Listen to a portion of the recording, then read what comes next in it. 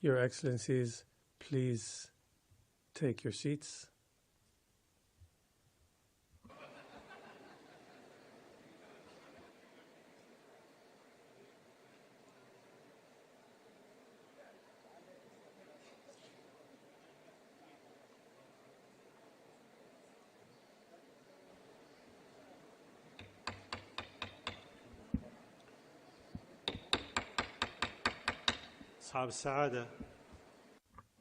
Your Excellencies, please take your seats.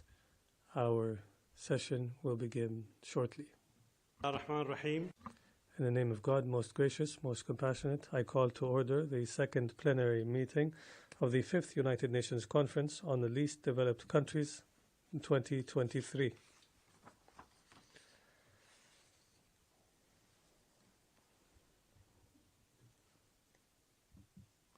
Distinguished heads of state and government, ministers, excellencies, ladies and gentlemen. The conference shall now commence its general debate under Agenda Item 8. In accordance with the organization of work of the conference contained in Document A, Conf 219-2023-1,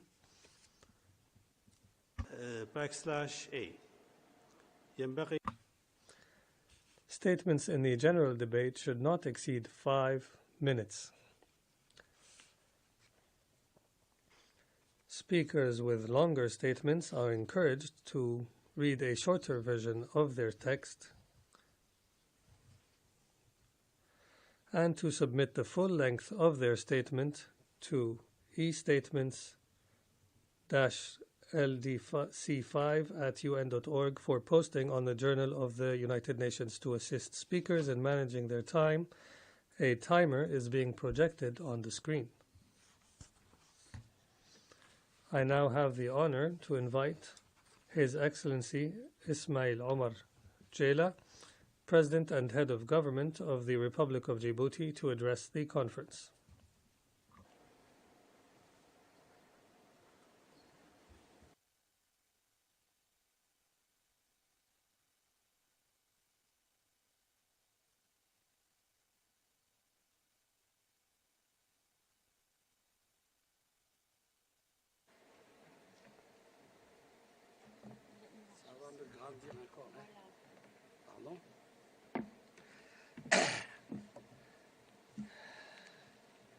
بسم الله الرحمن الرحيم الحمد لله والصلاة والسلام على رسوله الأمين. In the name of God, most compassionate, most merciful, and sending blessings upon the Holy Prophet. Highness, Your Highness Sheikh Tamim bin Hamad Al Thani, Emir of the State of Qatar, Excellencies, ladies and gentlemen, heads of State and Government, Excellency, Mr. President of the General Assembly of the United Nations, Your Excellency, Mr. Secretary General of the United Nations, ladies and gentlemen, heads of delegation, Excellency, ladies and gentlemen, delegates. At the outset, I would like to extend my warmest thanks to the State of Qatar for the very warm welcome that I and my delegation received. I thank them also for the quality of the provisions made for this conference.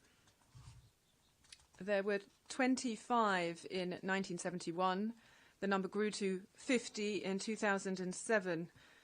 The category of the LDCs now contains 46 members, of which 33 are African states. Since the establishment of this category, a little more than 50 years ago, there have been 4 10-year plans. These programs of action all had as their common denominator the promotion of the socio-economic development of the most vulnerable countries. This ambition drew its raison d'être from the very heart of the Charter of the United Nations in Article 1, line 3, which states that the purpose of the United Nations is to ensure international cooperation by resolving international problems of economic, social, intellectual, or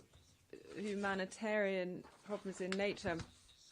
Today, 50 years later, the situation is clear. The international support measures set up to accompany these LDCs have not produced the expected results. We are below the aims set out in many of the priority areas of action set out in previous conferences, especially as regards productive capacity, agriculture, food security, basic products, mobilization of financial resources for development and structural transformation, international global trade and climate change. In these conditions, the goal of accelerating emergence from the category of LDCs is facing many challenges. We should collectively and critically evaluate the outcomes of our previous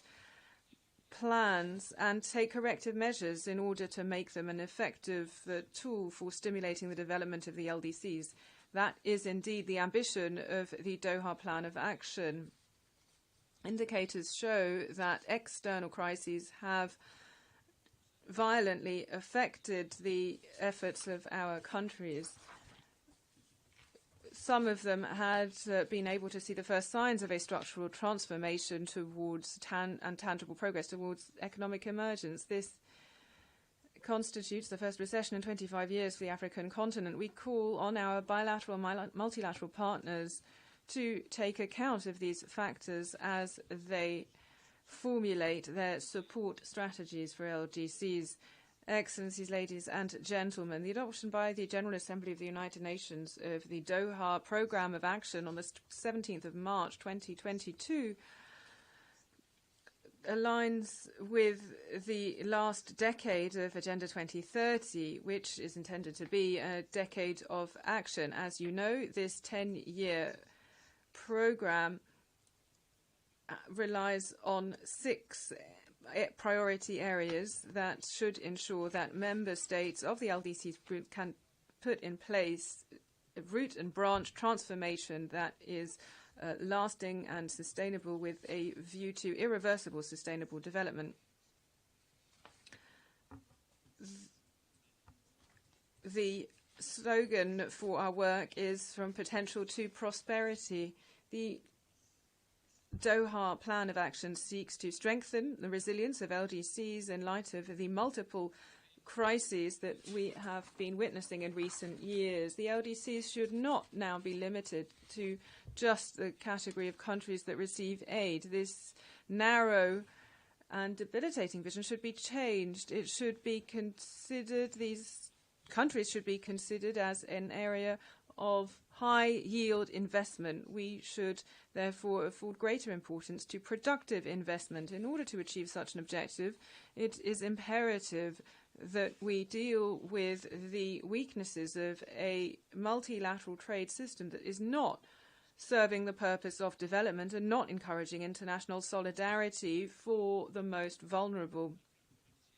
As regards trade, the member states of the WTO must renew their commitment to swiftly and fully implementing all of the decisions taken at the ministerial conferences for the lesser developed countries, especially as regard access to markets free of tariffs on a sustainable basis. The developed economies, financial institutions and multilateral banks must strengthen their support for reforms that allow the heavily indebted LDCs to avoid further worsening of their budgetary situations, and also the commitments in the area of ODA should be respected.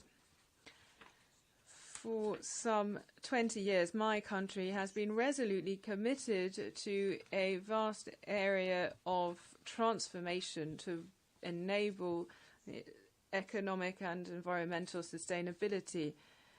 Since the adoption of the Istanbul Plan of Action in 2011, through the SDGs in 2015, Djibouti has aligned itself with the spirit and principles of Agenda 2030 and fully implemented the SDGs. The new national development plan called Djibouti ICI, or Djibouti Here, covering the period 2020 to 2024, that emphasizes a better distribution of the fruits of growth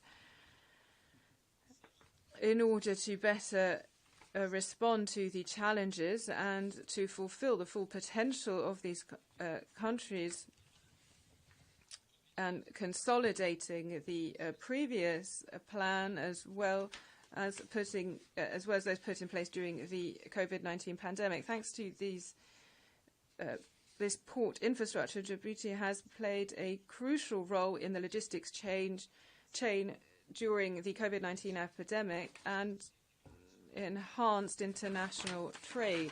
Our determination to reinforce the capacity of the country in the area of port services is indefatigable.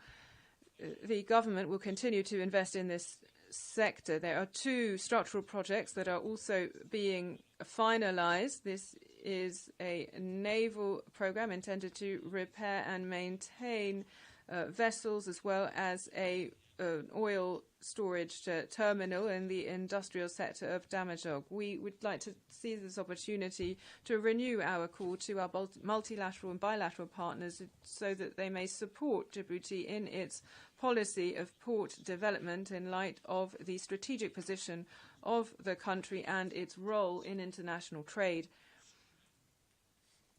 Furthermore, we highlight the essential need to support LDCs in their projects for building structural infrastructure, especially through the intermediary of access, facilitating significant concessional resources. Despite this progress, we need to mobilize additional resources in order to strengthen the resilience of the country in light of the persistence of climate, environmental challenges, as well as the continuous flow of refugees. We wish in particular to highlight the following challenges: the impact of drought on food security and the living conditions of Djibouti's population, the cost for the public finances of the country that has been generated by the policy of welcoming climate refugees and conflict refugees from the sub-region,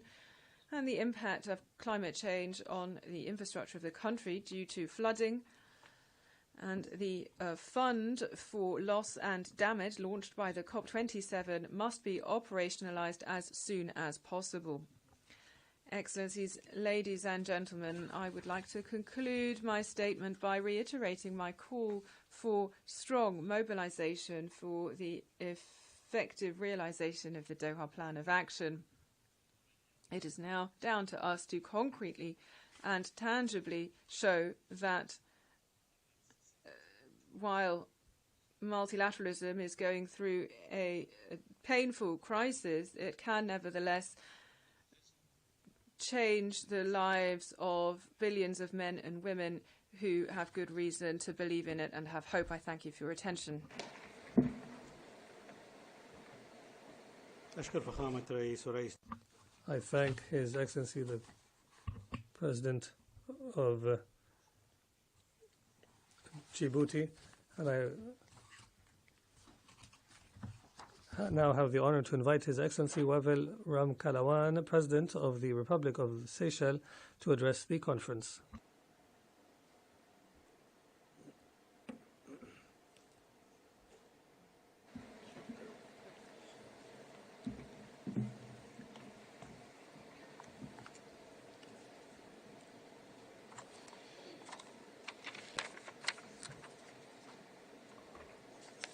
Thank you very much, Mr. Chair. His Highness Sheikh Tamim bin Hamad Al Thani, the Emir of the State of Qatar, Mr. Antonio Guterres, the UN Secretary General, Excellencies, ladies and gentlemen. Allow me first of all to extend our thanks for the warm welcome and the kind hospitality my delegation has received so far. Ladies and gentlemen, our world has changed drastically since the 4th United Nations Conference on the Least Developed Countries and the adoption of the Istanbul Political Declaration and Programme of Action for the Least Developed Countries for the decade 2011-2020. Since then, only 3 countries have graduated from LDC status. In an age where our economies, priorities, and challenges are interlinked, no country should be left behind. All governments and partners must respond decisively to address the challenges that we collectively face. 20% of LDCs are small island developing states. I come from one of these islands. And 2/3 of LDCs are African. Seychelles has graduated to the high income status. However, our presence here is a sign of solidarity, regional and global support for our fellow Seeds and Africans, and a strong expression of seeking greater understanding and cooperation. No state should be punished for progress.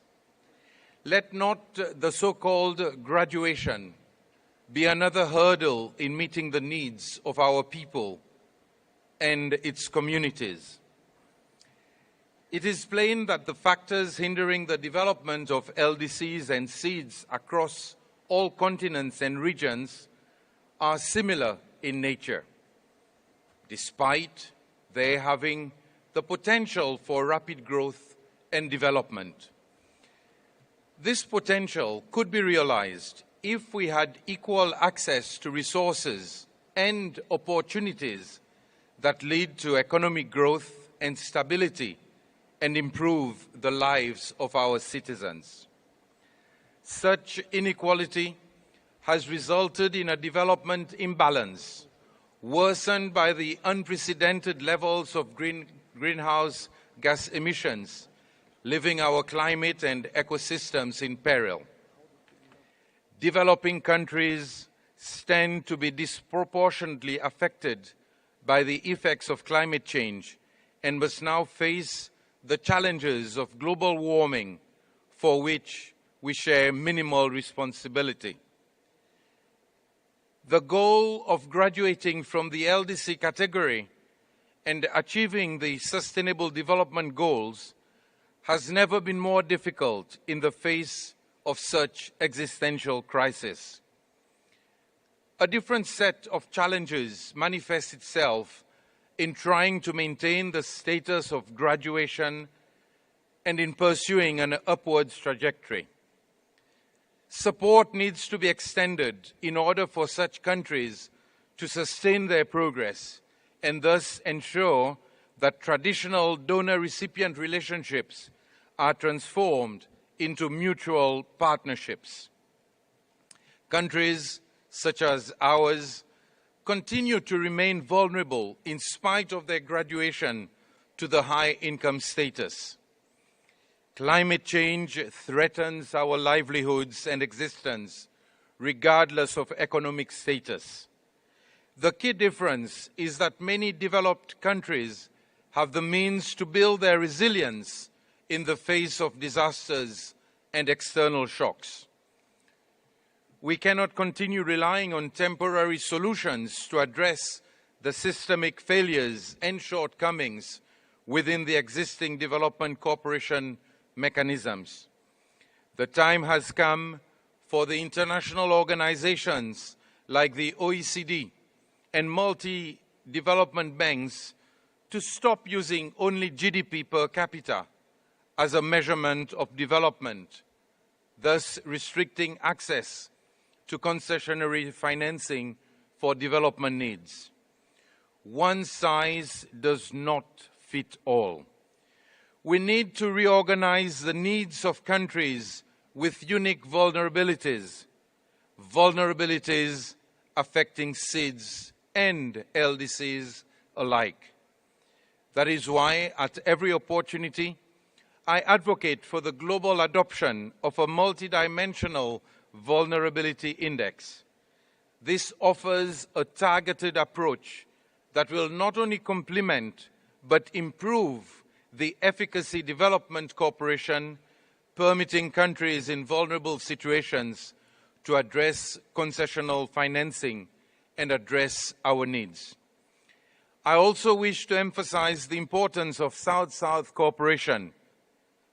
Solidarity and unity between countries of the South will provide for stronger and enduring partnerships, and collective advocacy of our shared interests will contribute to mobilizing resources and ensure they are distributed equitably to serve our development needs. This fifth conference is a welcome and positive step in the direction we all want to go. The Doha Programme of Action is the roadmap we have to follow to develop our full potential and resilience while progressing on the trajectory to sustainable development. SIDS and LDCs share similar concerns, but from different perspectives, and it is imperative that we work together to mobilize maximum, effective, equitable, long-term support to lock in growth and prosperity. It is also imperative that we take ownership and primary responsibility for our respective countries and peoples through good governance, inclusiveness, transparency, respect for human rights, the eradication of corruption, and in standing as strong advocates in defending climate change, what I call the Seychelles way, that we will embrace progress and sustainable development. It is my hope that in the not-too-distant future, we shall have a gathering of strong and resilient states with poverty and underdevelopment no longer an affliction of the many. I thank you.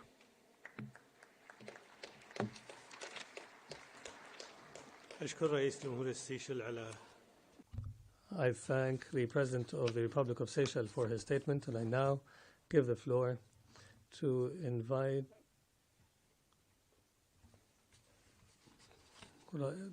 the President of the Republic of Slovenia to address the conference. Mr. President, Mr. Secretary General, Excellencies, ladies and gentlemen. The 5th UN Conference of the Least Developed Countries takes place against the backdrop of multiple crises and global geopolitical challenges.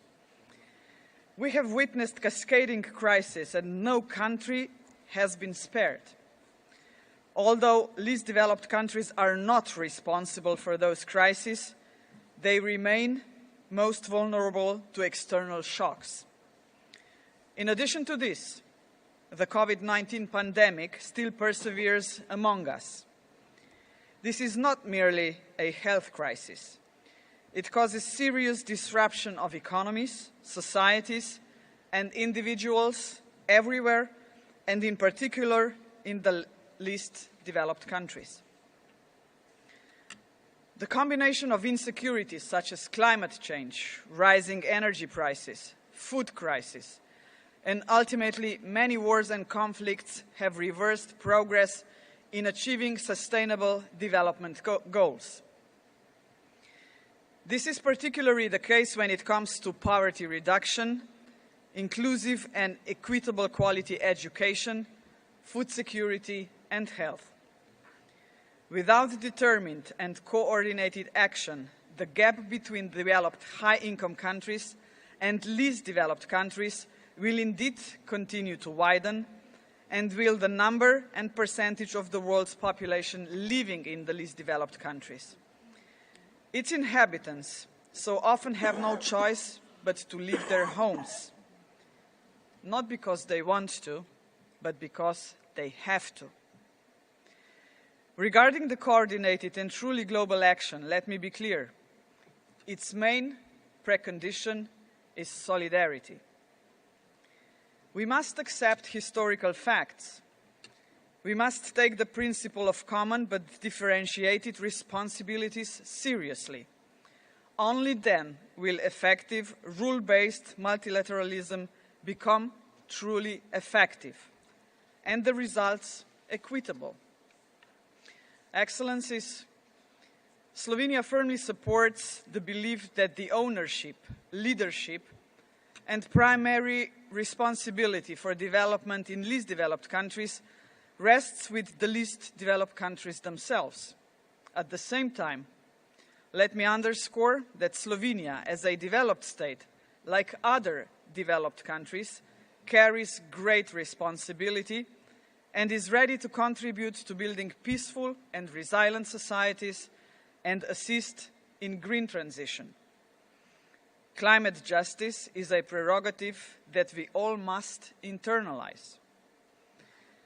Allow me to address one topic that is high on the agenda at this conference: science, technology, and innovation.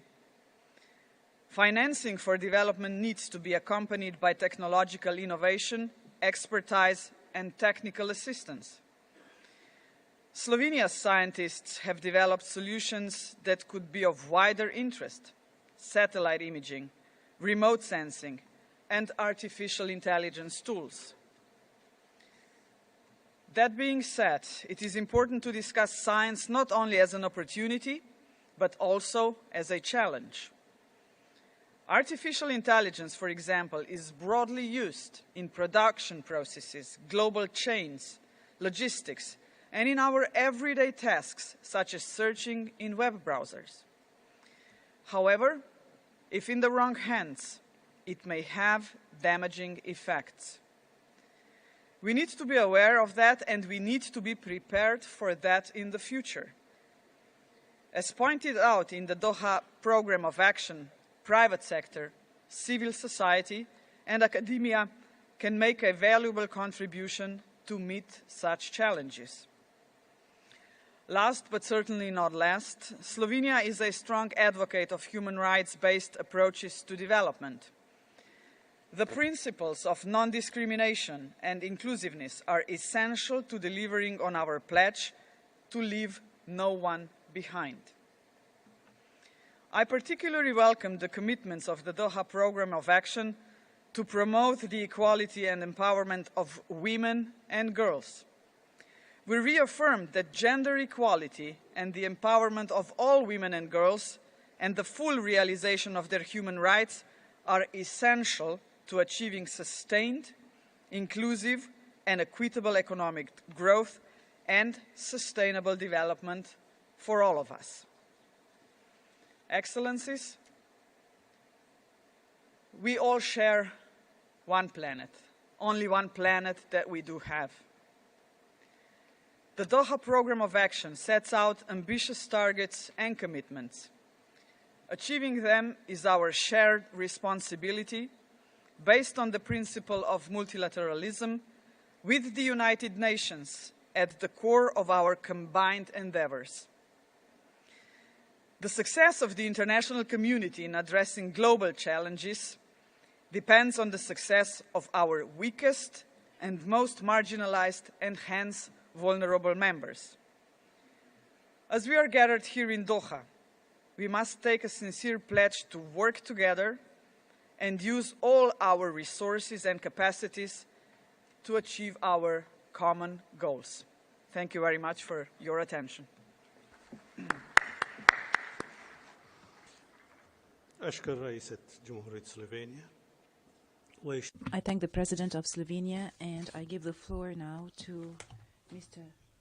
to His Excellency Archange Daira, the President of Central Africa, to deliver his statement before the conference. Sir, you have the floor.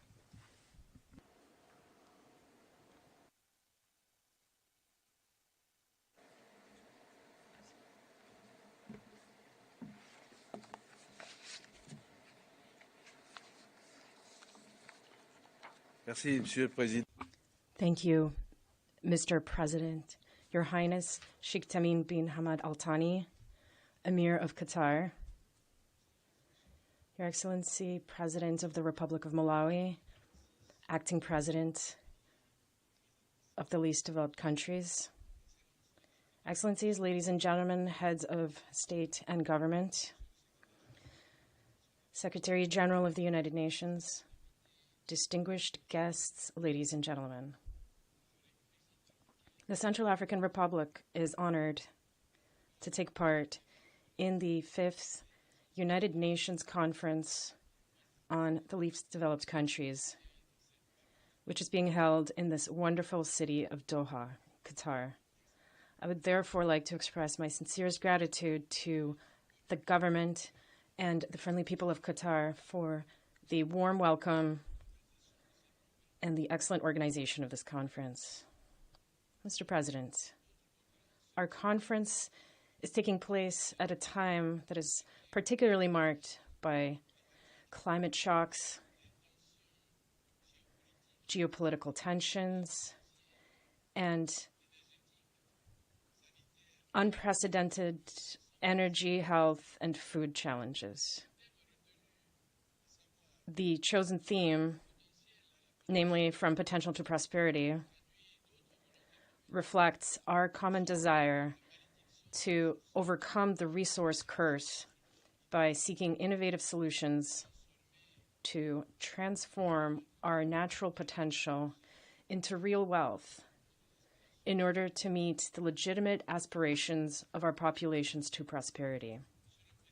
Mr. President, since the return to constitutional order on March 30th, 2016, the Central African Republic has made remarkable progress in the areas of combating poverty, strengthening the rule of law, the fight against impunity, gender equality, women's empowerment, maternal and child health, girls' education and training, the promotion of youth,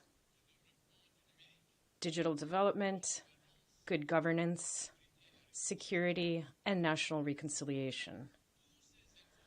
All these efforts have been undermined by the unjust and illegitimate embargo on arms for the Central African Armed Forces and on Central African diamonds for 10 years.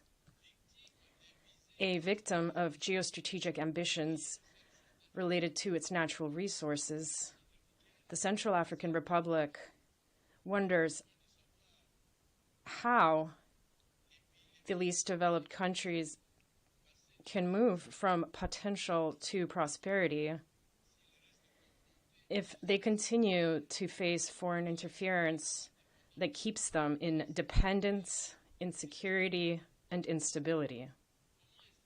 How can one explain or understand why the Central African Republic, endowed with an immense geological wealth of more than 470 minerals, including gold and diamonds, still untapped strategic raw materials such as cobalt, oil, and uranium, more than 15 million hectares of arable land suitable for agricultural development, more than 2.5 million hectares of forests representing 6.75% of the Congo Basin's tropical rainforests, and 1.71% of the planet, remains, more than 60 years after its independence, one of the poorest countries in the world. As you know, Mr. President, Excellencies, ladies and gentlemen, the Central African Republic has always been considered, and wrongly so, by certain Western powers as a reserve of strategic raw materials. Since its independence, it has been subjected to systematic looting, facilitated by the political instability maintained by certain Western states or their corporations, which finance terrorist armed groups whose primary leaders are foreign mercenaries. Recurrent attacks by armed terrorist groups seek to make the country ungovernable, to prevent the state from exercising its right of sovereignty over natural resources and its legitimate right to self-determination, which has been recognized by the relevant international legal instruments. Mr. President, how can an LDC move from potential to prosperity without financial and technical support from international partners? For 3 years now, the European Union, the International Monetary Fund, and the World Bank, key partners of the Central African Republic, have, under pressure from certain Western powers, suspended their budgetary assistance, thus demonstrating their willingness to support geopolitical and geostrategic struggles.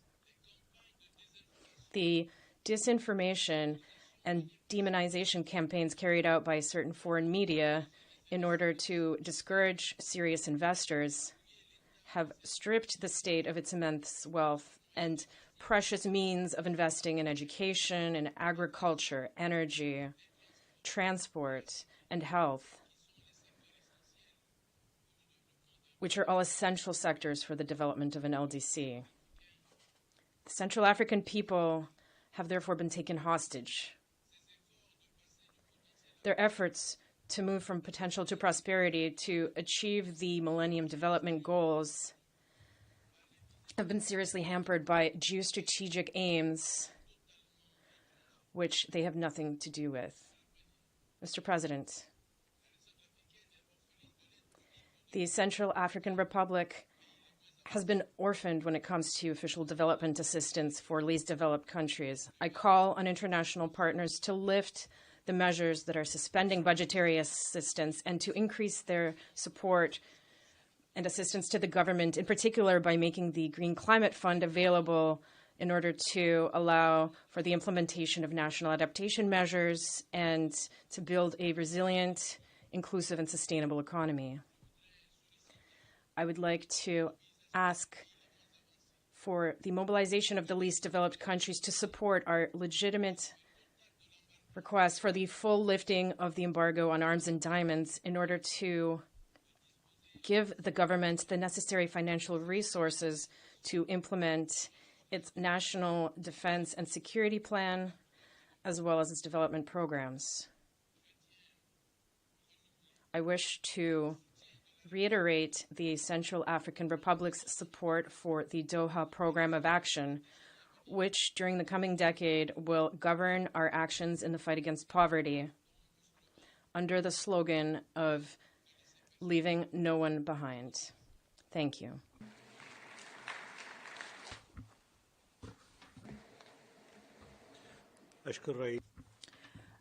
I thank the President of Central African Republic, and I would now like to invite His Excellency Mr. Mohammed Dibi, the President of Chad, to address the conference.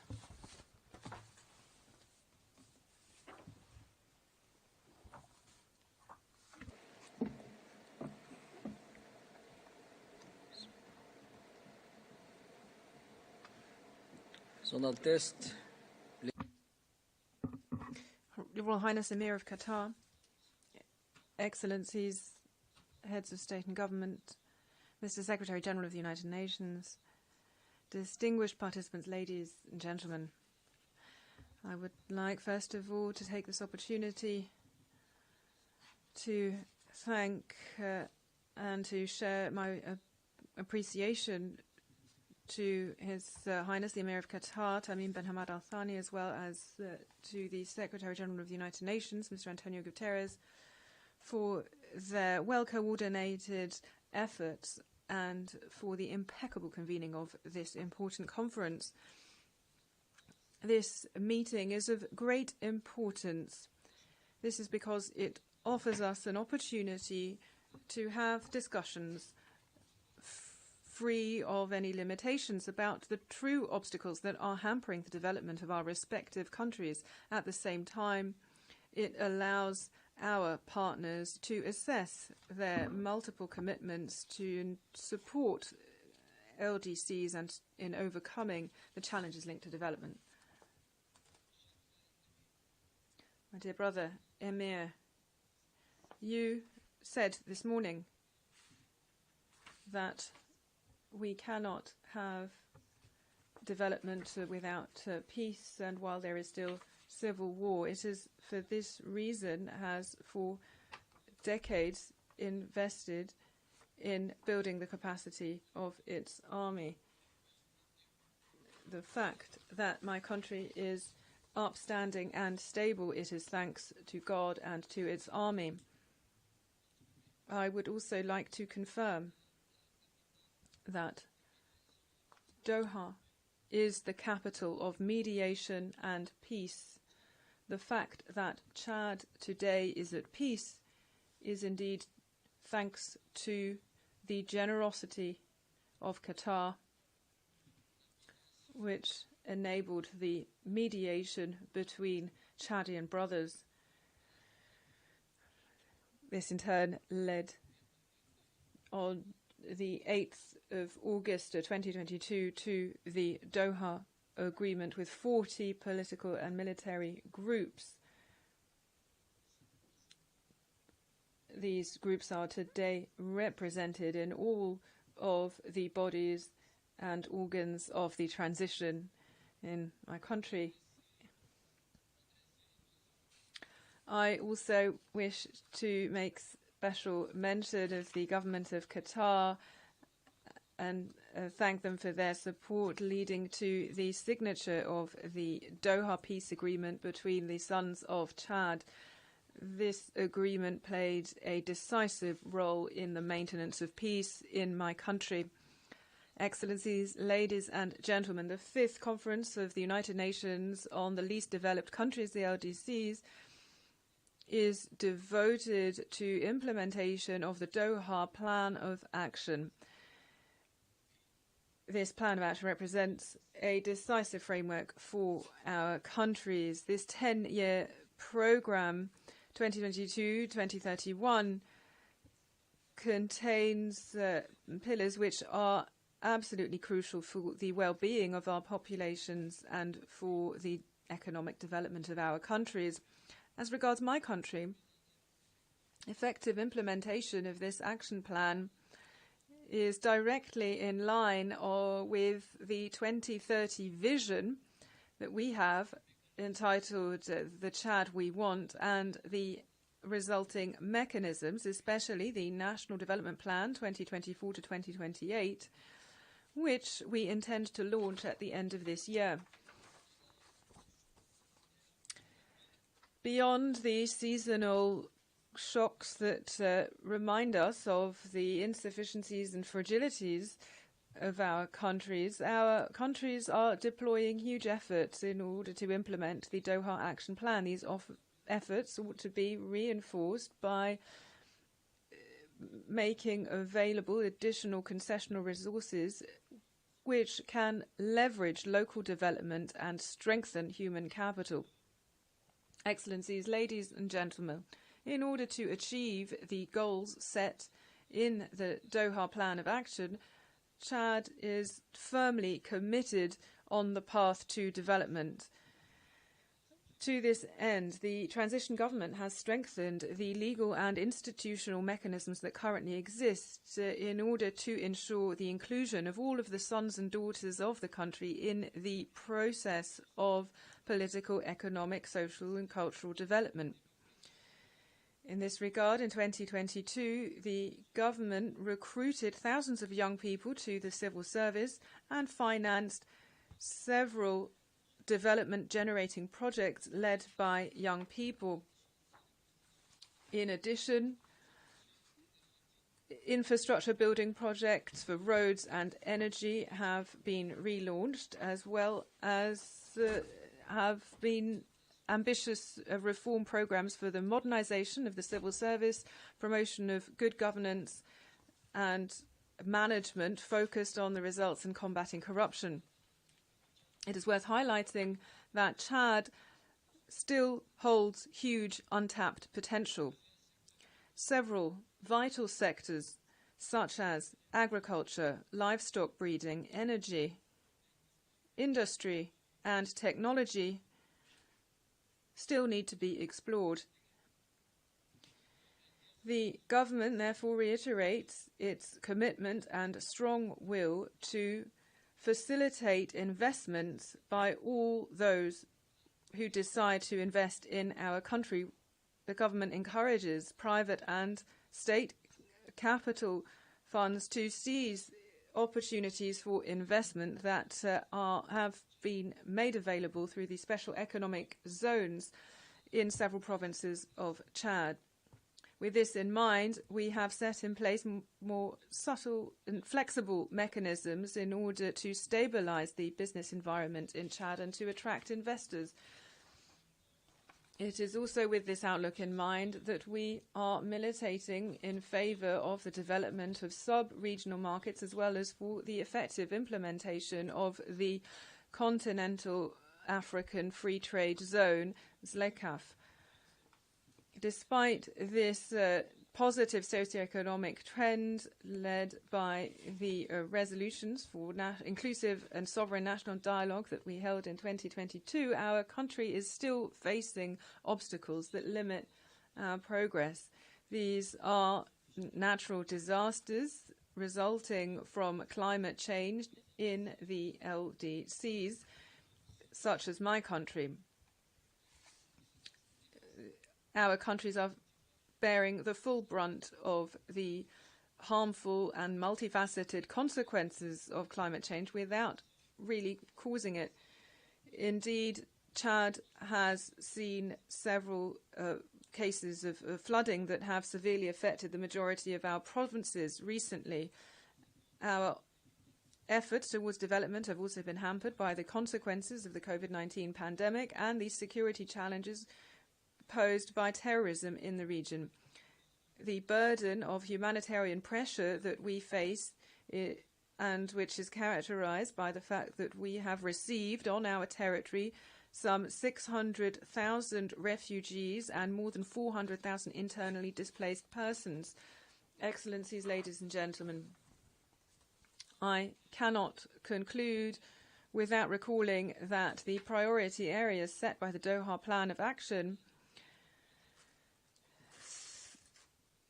actually go beyond the LDCs, but actually seek to overcome almost all of the difficulties that the world is facing today.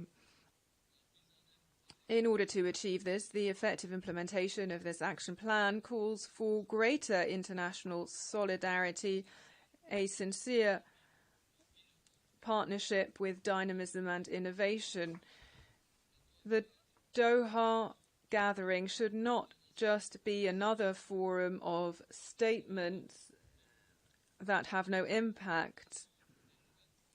It would also be pointless for it to be just another session of promises that, again, are not kept.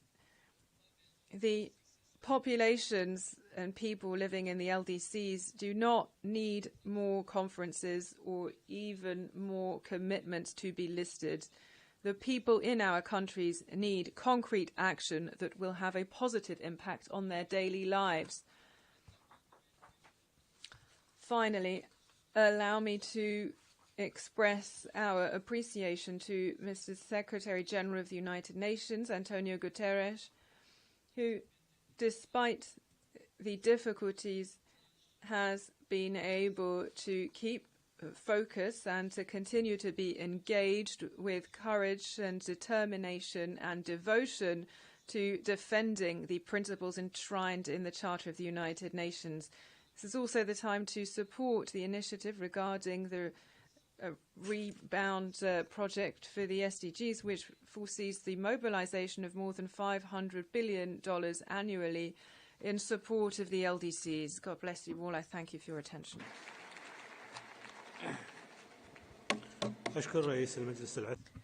I thank the President of the Transitional Military Council, and now I give the floor to His Excellency Mr. Hota, the President of Timor-Leste, to address the conference.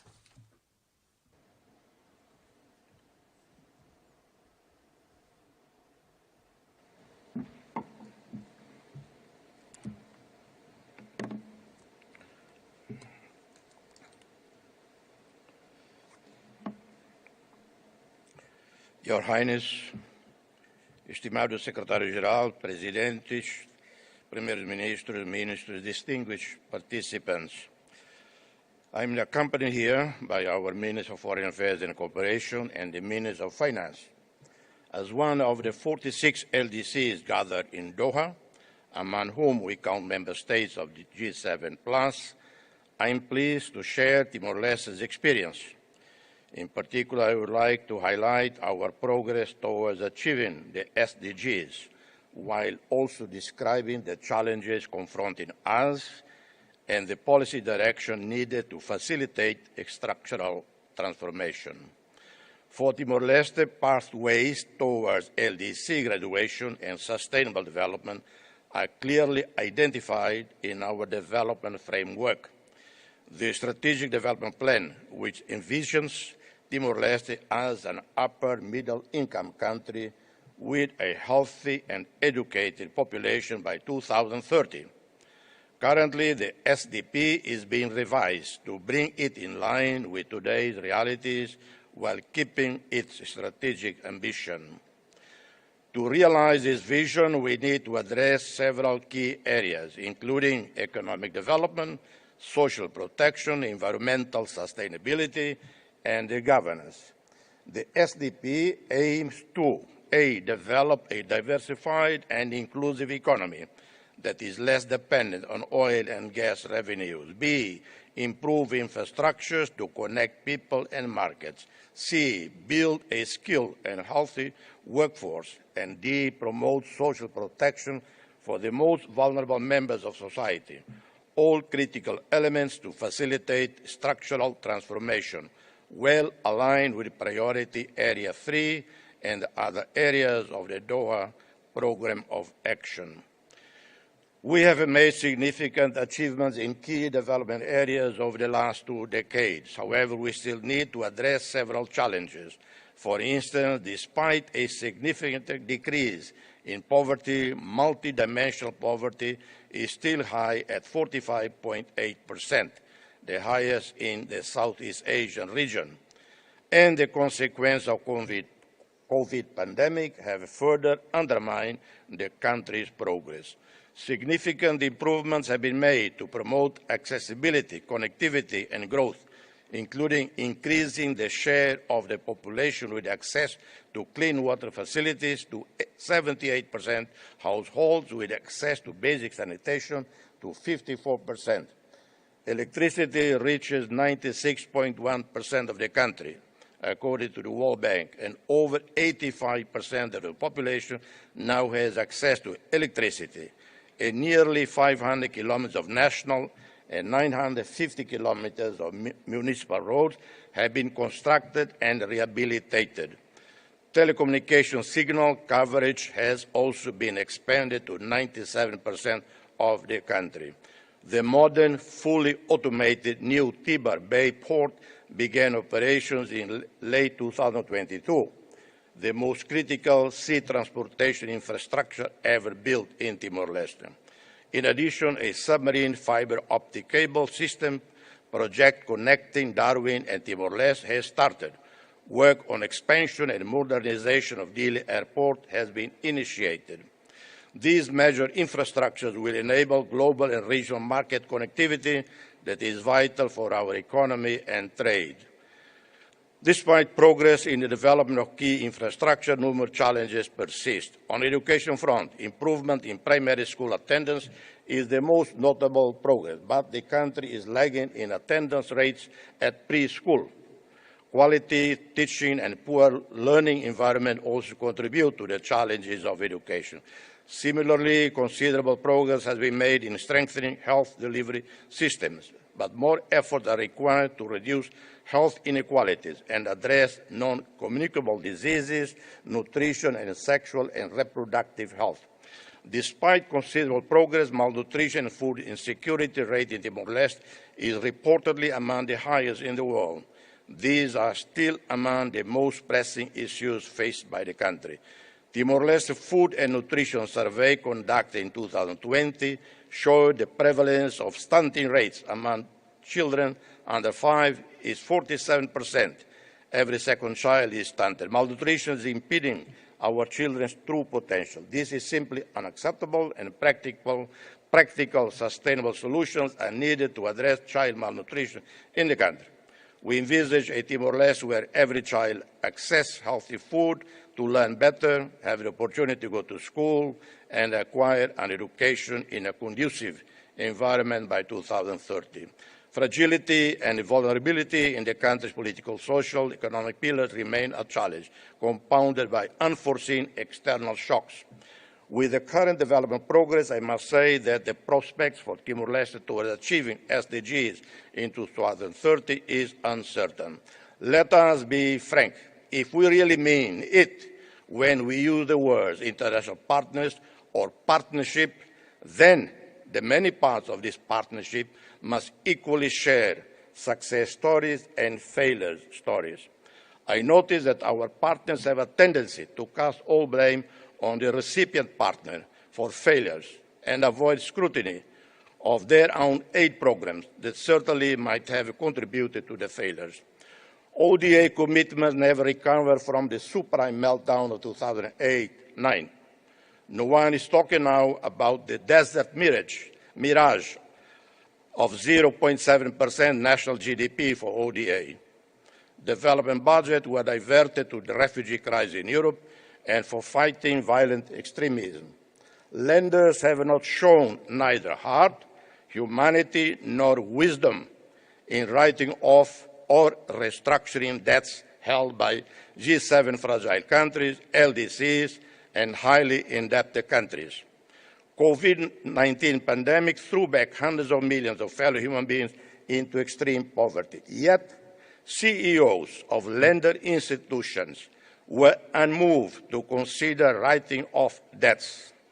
Supply chain disruption, shipping containers, stratospheric price increases have not moved the banks, the rich and the powerful, to think rationally that unless all act as part of same humanity, insensitivity and reckless avarice will sink the global ship.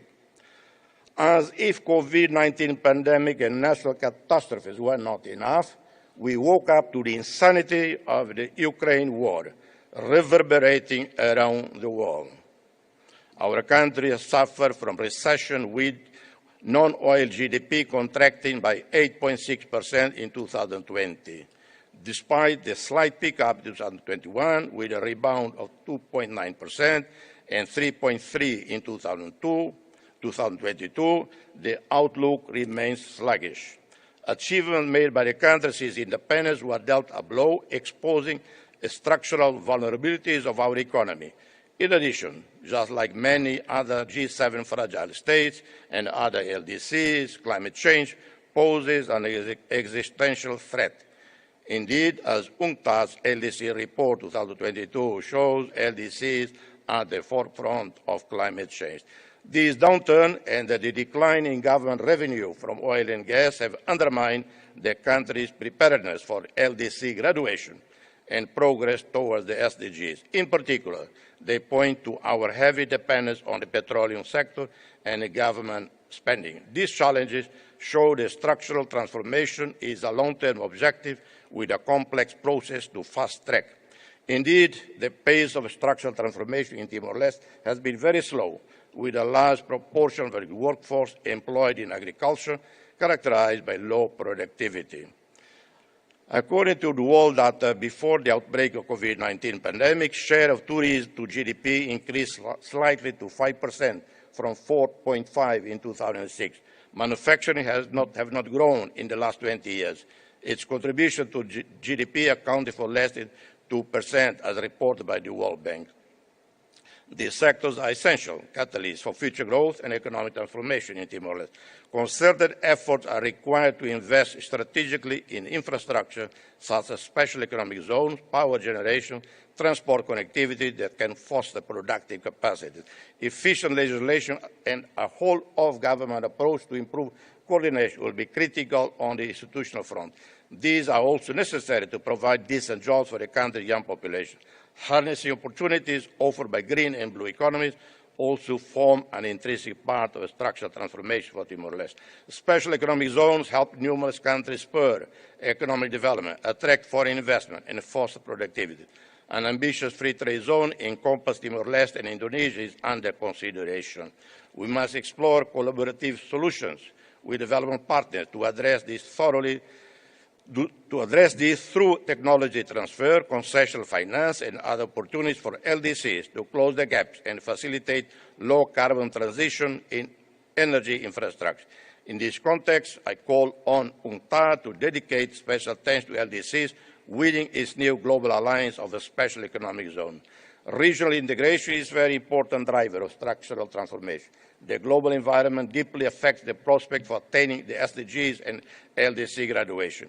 While we acknowledge various initiatives that were offered for the LDCs, I want to highlight that predictable support on trade, concessional finance, and access to technology will be key for enabling structural transformation.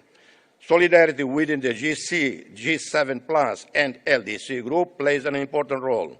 Pragmatic policies are adopted by some fragile states, and LDCs allow them to reduce poverty, lead investment in priority areas, and diversify their production and export. I thank the UN system, programs, funds, and specialized agencies for guiding and supporting Timor-Leste in moving towards graduation. We will require support in formulating a smooth transition strategy that is integrated into existing development plans. We appreciate support in strengthening institutional capacities to facilitate structural transformation and productive capacity. Challenges abound, and we count on your support to accelerate progress towards the SDGs. Thank you, and God bless us all.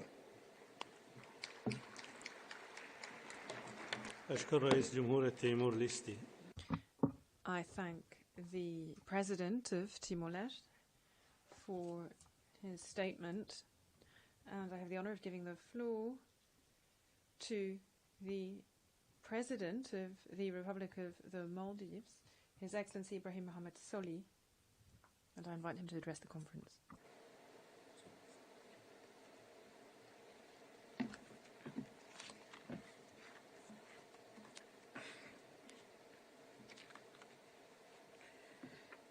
Bismillahirrahmanirrahim. In the name of God, the All-Merciful, Emir of the State of Qatar, Sheikh Mohammed Thani. Of the United Nations, Excellencies, ladies and gentlemen. I stand here today representing a country that has graduated the third country to do so. I'm happy to share the experience of our journey from LDC to middle-income country. It is a bittersweet story. While we celebrate the elevation of our people from the poverty that goes hand in hand with underdevelopment, we have been unable to fully realize the promise of prosperity that graduation from an LDC is said to assure.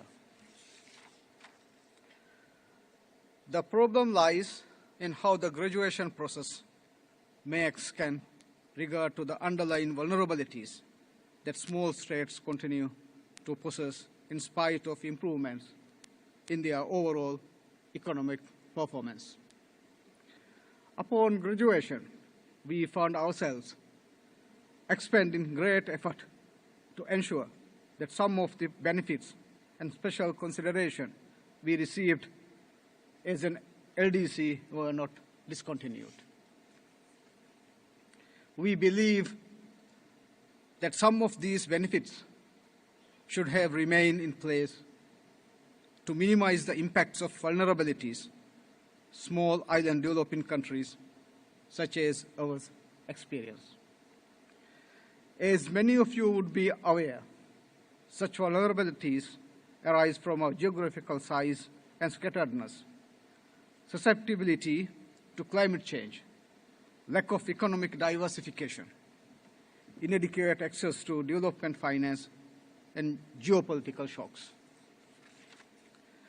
For small island developing states such as Maldives, extreme vulnerabilities that linger well after graduation can have the disastrous consequences of wiping out decades of progress and development. The Asian tsunami of 2004 is a good case in point. It hit us while we were on the cusp of graduating from the LDCs. In addition to the tragic loss of countless lives, the economic impact of the tsunami was devastating, costing us almost 60% of our GDP. More recently, the COVID-19 pandemic made our country, a thriving upper middle income country, into a no-income country for 3 months. These 3 months without any foreign currency coming in.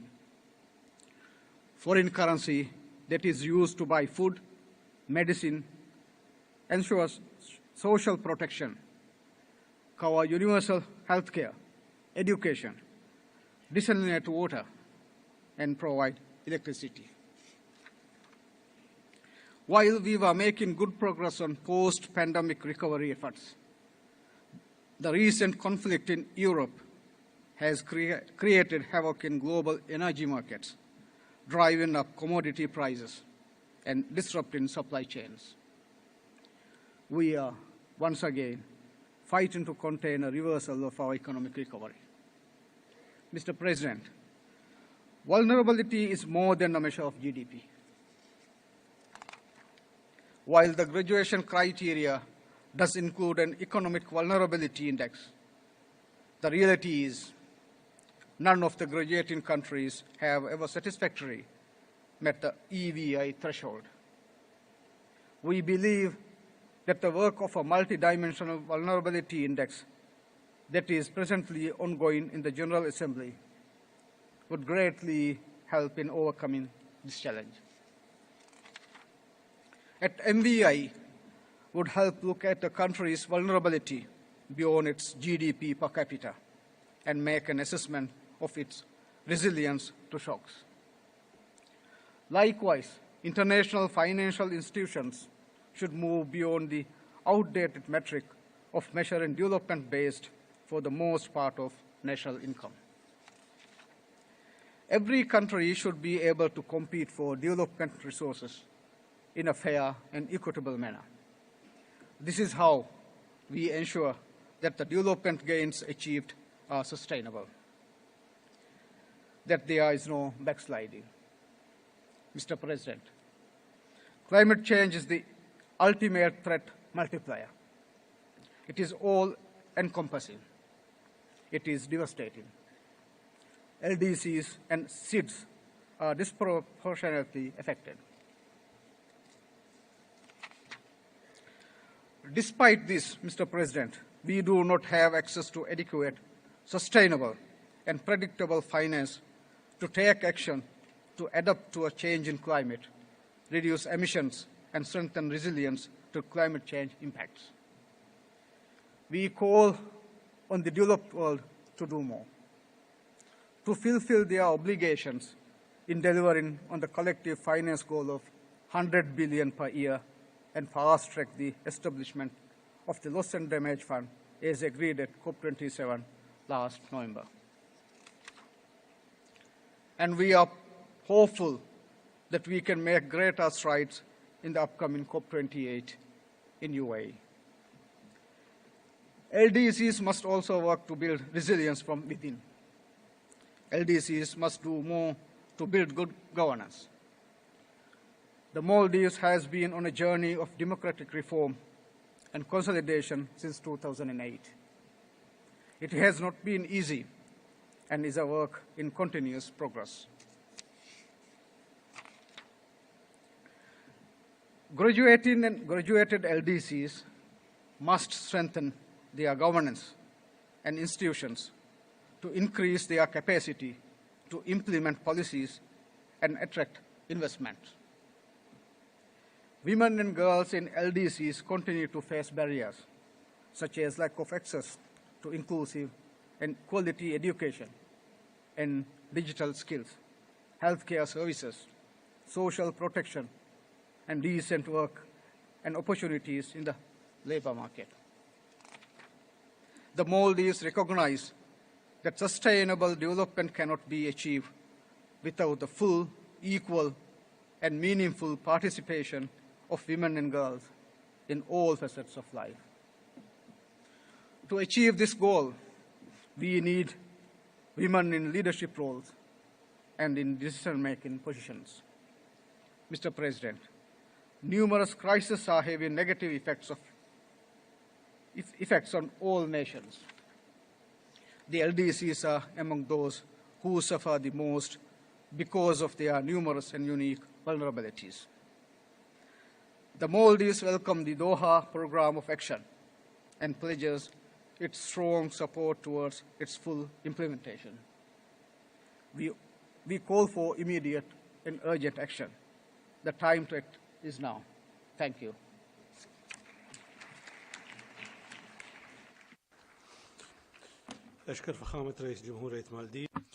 I thank His Excellency, the President of the Maldives, and I have the honor of now giving the floor to His Excellency Julius Maada Bio, President of the Republic of Sierra Leone.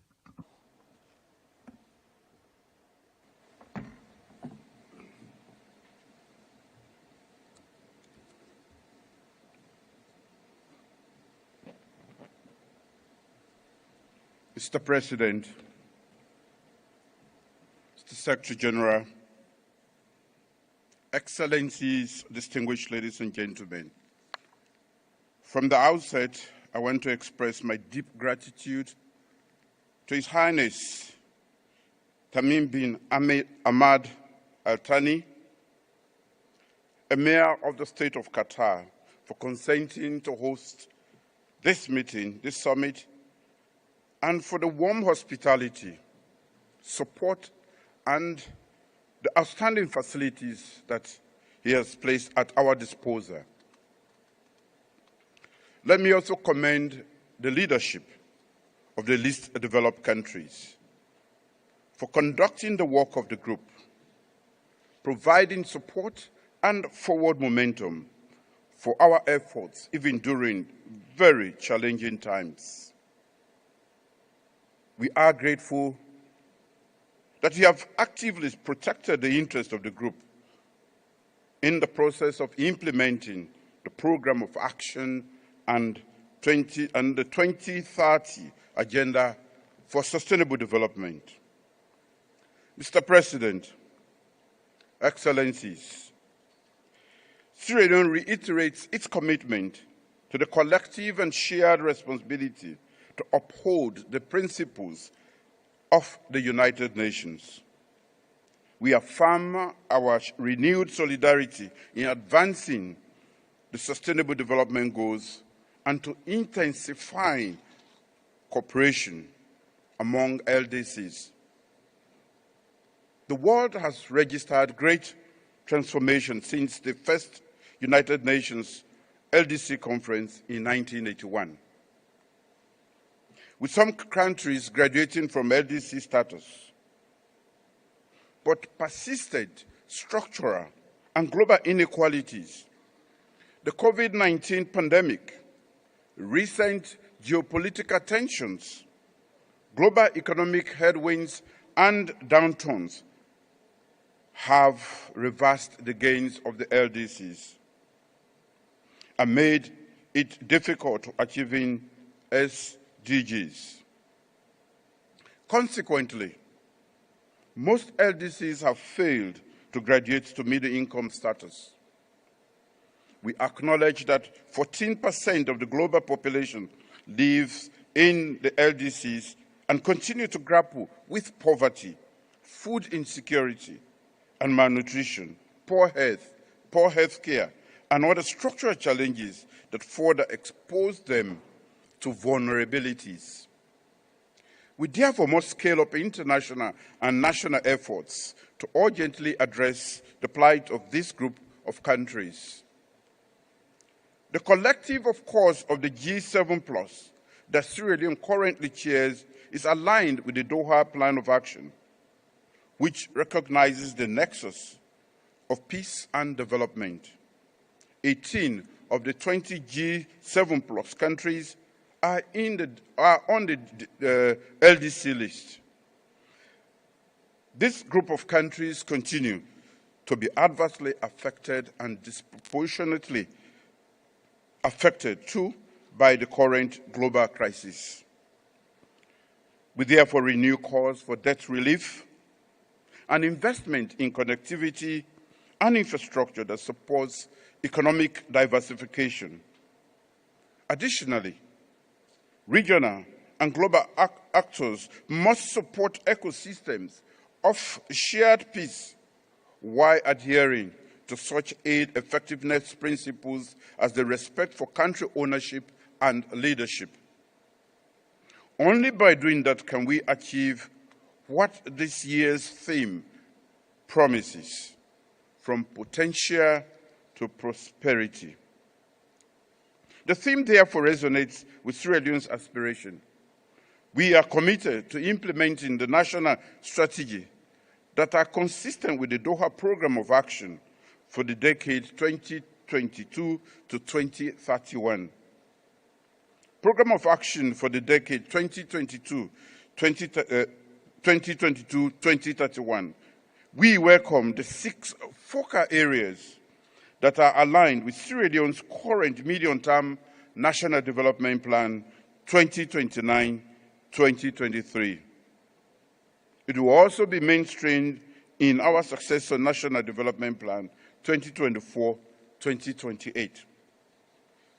We will continue to advance the human capital development by investing in people through quality education, healthcare, and food security. Our recent gender equality and women's empowerment law sets a legal minimum for the representation and participation of women in the private and public sectors. We will continue to prioritize interventions that address vulnerabilities and exclusion among women, girls, youth, the aged, and the disabled.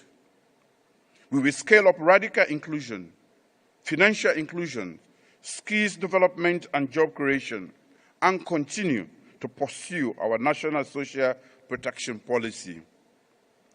Through the 10-year National Innovation and Digital Strategy, we will continue to facilitate and support a vibrant national innovation and entrepreneurial ecosystem for the public and the private sectors. In country, we will continue to implement our integrated national financing framework, scale up financial digitalization, and strengthen our national systems for effective resource mobilization and efficient use of public finances. We will accelerate efforts at addressing climate change and environmental degradation, diversifying our economic activities with renewed focus on boosting food production and agribusiness, tourism, fisheries, and light manufacturing.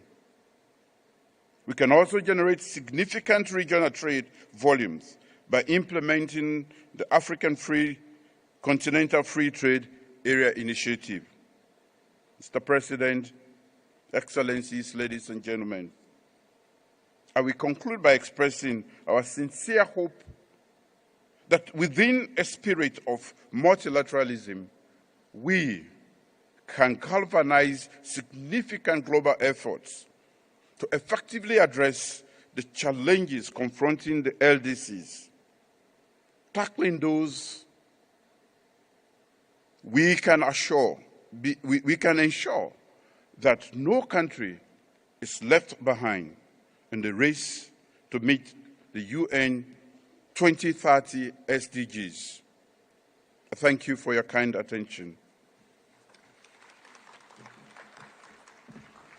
أشكر رئيس جمهورية سيراليون ويشرفني الآن أن أدعو فخامة. I thank the President of Sierra Leone for their statement, and I now have the honor of giving the floor to His Excellency Abdulatif Jamal Rashid, President of the Republic of Iraq.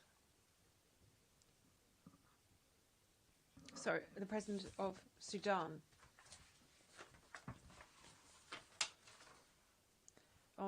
In the name of God the Almighty, the All-Merciful, شعب السودان. I am pleased to speak on behalf of the people and government of Sudan. I would like to thank, on behalf of Sudan, the people and the government of the state of Qatar, and His Highness, the Emir of the state of Qatar, for their immense generosity in hosting this fifth UN conference on the LDCs, and for all of their efforts to ensure the success of this conference. As we approach 2030, assessment of our achievement of the SDGs is an important step, not only to identify successes, but also to identify any challenges that may prevent us from achieving the aspirations of our people. Sudan has made significant progress towards the SDGs, which are of great importance. During this period, the transition government is deploying great efforts.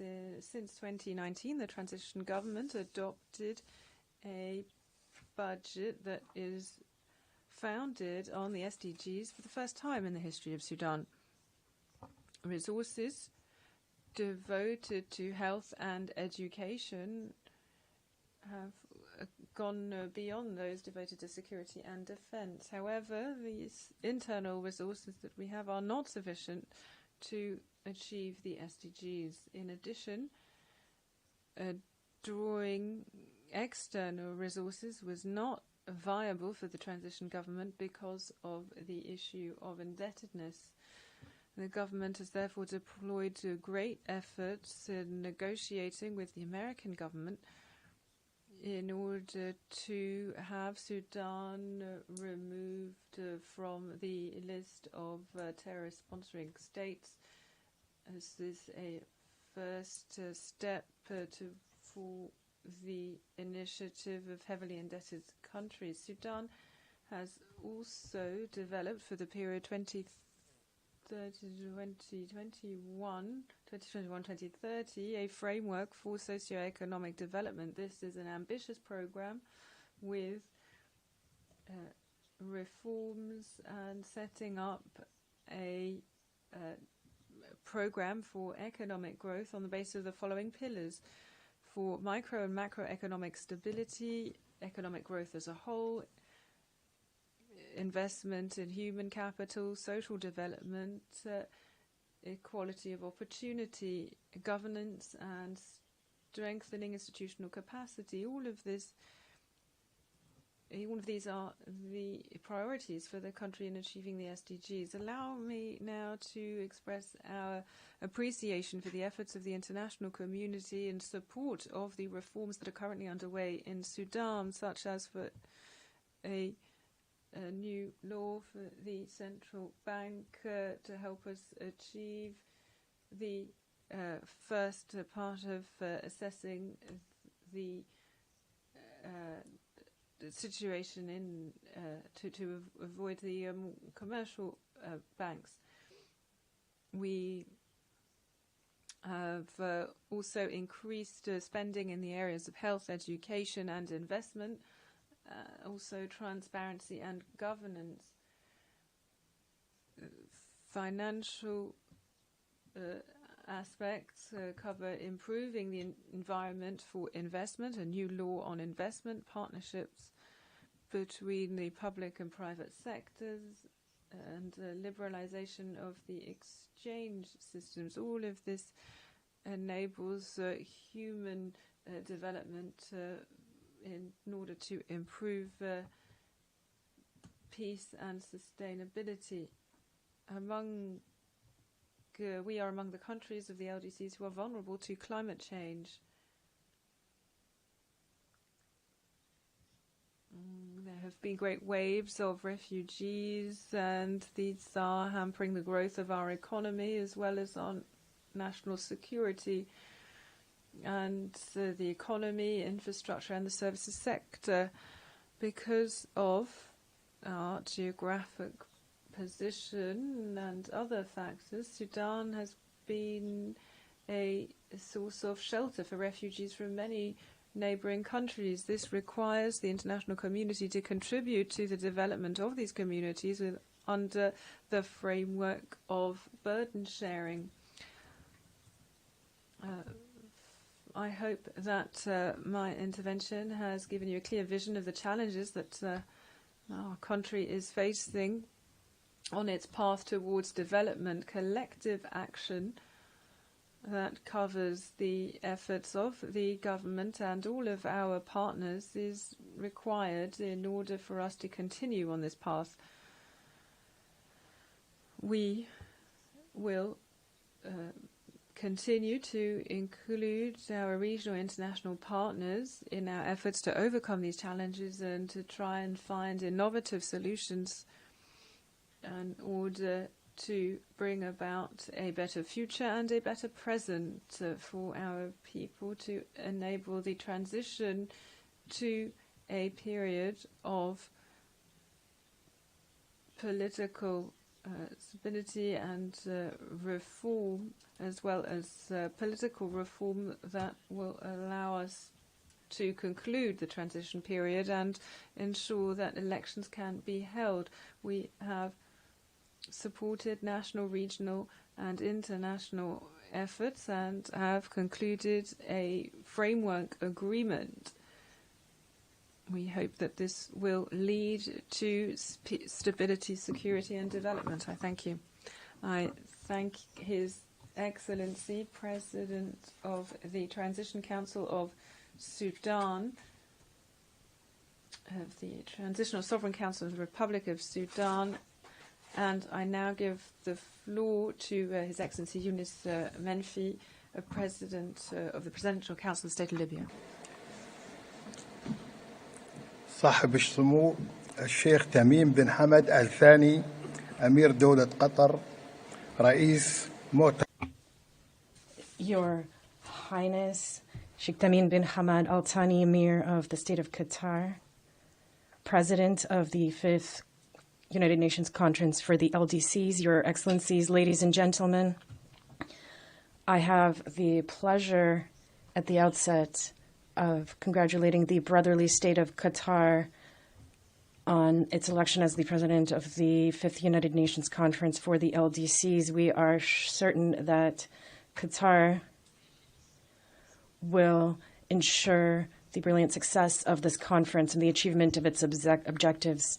Mr. President, we meet today for the 5th time within the framework of the efforts of the United Nations in support of the least developed countries as the world undergoes economic, healthful, and other crises that affect us all.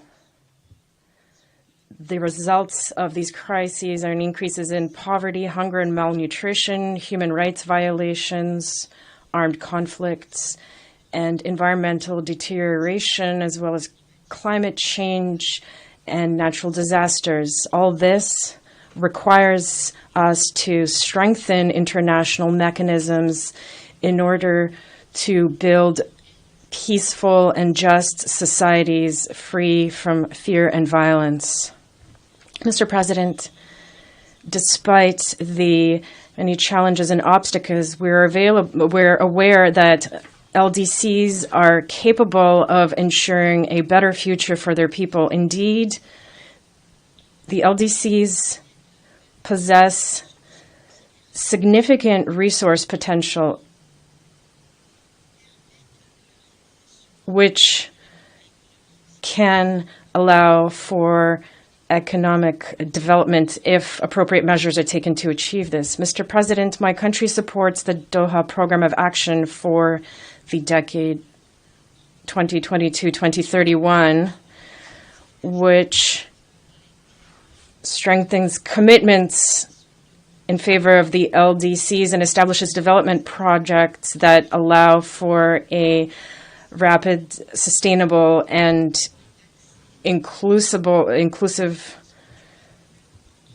growth, access to sustainable financing between countries. We also reaffirm the right of these countries to access the knowledge and technology available to reduce the scientific gap, to have access to communications and electricity. This would reduce energy production costs, which is one of the main drivers of progress and development. In this regard, we call on the international community to prioritize multidimensional support that would facilitate the implementation and realization of the Doha Program of Action, as well as the Sustainable Development Goals. We also call on the Office of the High Representative to set up a comprehensive roadmap for the implementation of the Doha Program of Action while ensuring international support and the necessary resources. In the context of global solidarity, we call for the establishment of a global emergency fund to confront epidemics, natural disasters, and the impacts of wars, and to ensure the sustainability of development projects, as well as making sure that medicine, food, and vaccines are available to all. Despite the exceptional circumstances my country is experiencing, we are working to alleviate the burden of landlocked countries by facilitating trade through our country and by providing subventions as well as direct investments to nonprofit support. Ladies and gentlemen, illicit migration remains a major concern for all, as this exhausts the resources of the LDCs and results in brain drain. It also brings about dangerous demographic changes and is a burden for LDCs. We call on the countries of origin and transit in Africa to encourage refugees to stay in their countries by setting up real development projects that assure them a decent life by reducing tensions in the Sahel region and in the Mediterranean in order to prevent resentment that leads to extremism and transnational organized crime. These goals require a more equitable financial system that would alleviate the debt burden for the least developed countries and help them emerge from poverty. Mr. President, since the establishment of the LDC category in 1971, these countries continue to require assistance, and we ask why further progress has not been made. We must think about their trajectory in the past in order to generate a vision for the future and lay the foundations for a sustainable and inclusive recovery.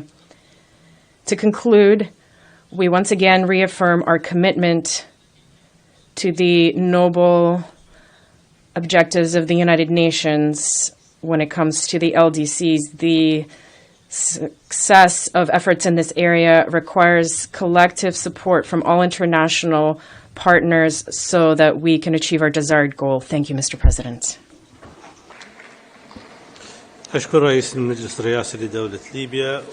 I thank the President of the Presidential Council of the State of Libya, and I now give the floor to His Excellency Hakainde Hichilema, President of the Republic of Zambia, to address the conference. Thank you very much, Your Highness, the Mayor of Qatar, Your Excellency, Secretary General,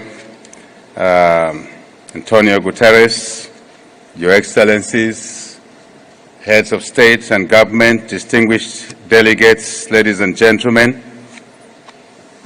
Zambia joins other leaders in congratulating the State of Qatar for hosting this important conference on LDCs, and in particular to congratulate the Emir of Qatar for being the president of this particular LDC platform.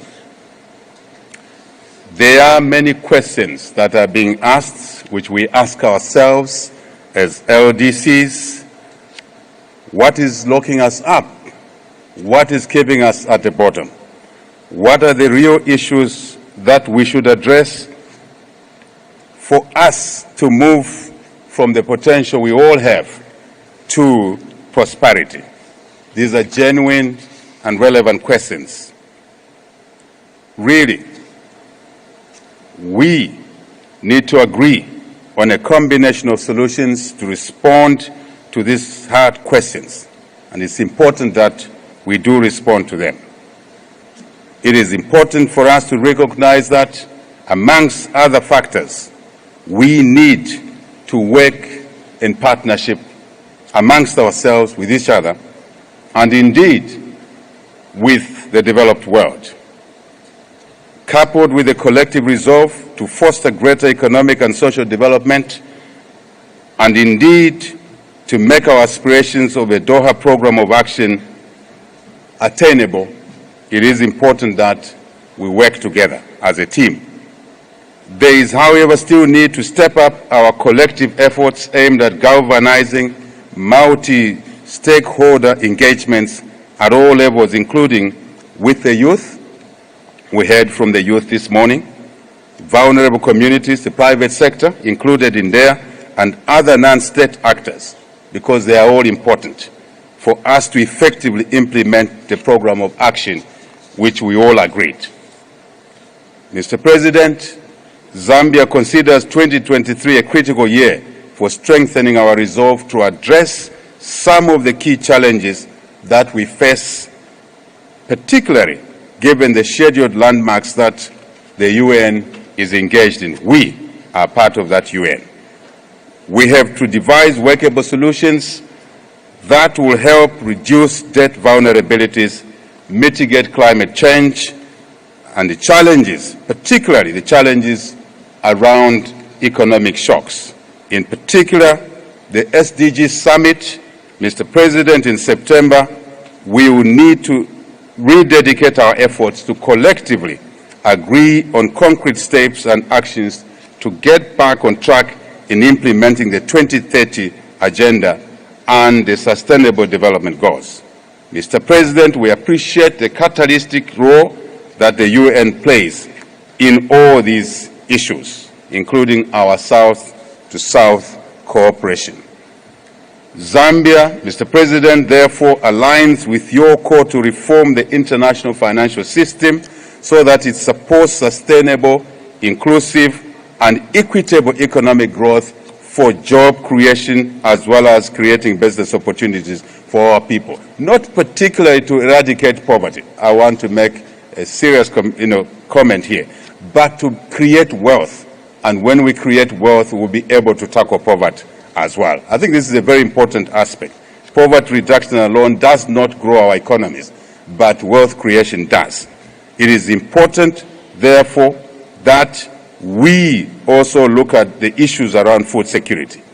And for these things to happen, Mr. President, we need more capital flows into our countries, LDCs, number one. Number two, when the capital flows into our countries, it must come at a fair price. LDCs pay a higher price of capital than others around the world. Why should this continue? No, we should change it. Mr. President, we need to continue our fight against climate change, as I have stated already. And we have discussed this, we discussed this at COP27. We continue to do that. We continue to do that before COP27. And the developed countries, Mr. President, should meet their pledge of $100 billion per year in climate change finance. This is important. This is a matter of credibility with regards to meeting our commitments as a global community.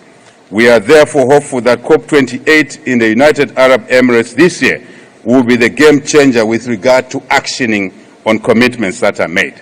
We expect progress on the collective quantified goal on climate finance, doubling of finance, and more commitments to clean energy transitions to keep alive our reduction in temperature increase so that we can mitigate the climate change negative effects, at least reduce the emissions by 2050. Very important. Mr. President, Zambia has placed a premium on ownership and primary responsibility in the implementation of the Doha Programme of Action. We are committed to that. We have done so by aligning our national development agenda to the program's overarching the goal of structural transformation. Mr. President, in particular promoting value addition, very important to us, particularly to products from the mining and agriculture sectors, promoting investment in energy, transport, education, health, water, and water harvesting in particular to allow us to improve agricultural production through irrigation as well.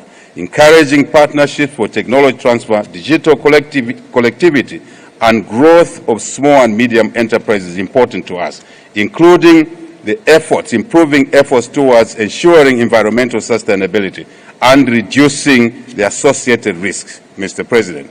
May I say that innovative technological development, fair trade, and improved and increased market access are key to success, Mr. President. As peers in the LDCs, we should also continue working to resolve our common challenges by leveraging on those partnerships that support our efforts to graduate from where we are to a higher level. With such positive and deliberate efforts, we, the LDCs, Mr. President, can and shall indeed move from potential to prosperity. Zambia is desirous and ready to do so, Mr. President, and I believe others are equally doing the same. We are moving and look forward to working closely with our partners, yourselves, to realize the development of our country, and in order to graduate from the LDC category to a middle-income country. And that's our view. That's a desire we have for other countries as well, working together as a team, because humanity is one, and we cannot solve problems of one country and expect that we'll be safe from the difficulties arising from other countries. I thank you for your kind attention. I thank the President of the Republic of Zambia, and I now have the honor to invite His Excellency Mohammed Ould Sheikh Al Ghazwani, President of the Islamic Republic of Mauritania, to address the conference.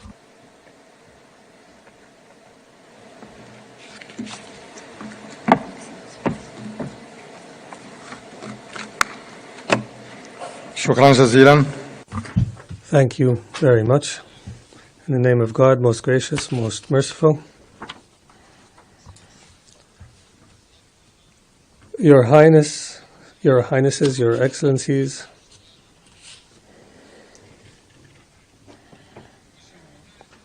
I would like to begin by congratulating His Highness Sheikh Tamim bin Hamad Al Thani on hosting this fifth episode of the UN Conference on the Least Developed Countries.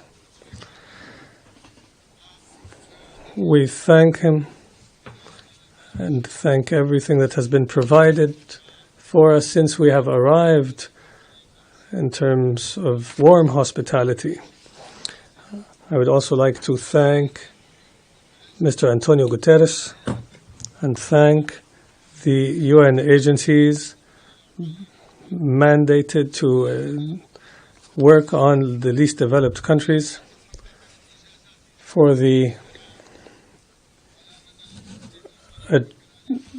admirable achievements throughout the last decade, and also for developing the Doha Program of Action 2022-2031. This fifth conference is held during exceptional global circumstances where armed conflicts are on the rise, and similarly violence, extremism, environmental challenges, and the disastrous impact of the COVID-19 pandemic, as well as the war in Ukraine, all take place. These multiple crises have led to retractions and harm that has affected society and the economy, and has reversed the gains achieved by the international community in order to achieve the Sustainable Development Goals. Therefore, there was the dire need for this conference, which is a valuable opportunity to promote and reinforce the international commitment to achieve the Doha Program of Action, based on the lessons learned from the implementation of the previous Plan of Action, the Istanbul Plan of Action.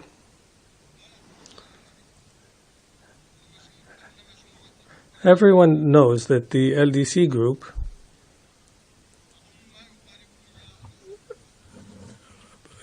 include more than 1 billion people. The LDC economies suffer structural imbalances that are further complicated by the burden of debt and the low access to international investment and the impact of security and climate challenges. LDCs desperately need the support of the international community in order to increase its chances of achieving Agenda 2030.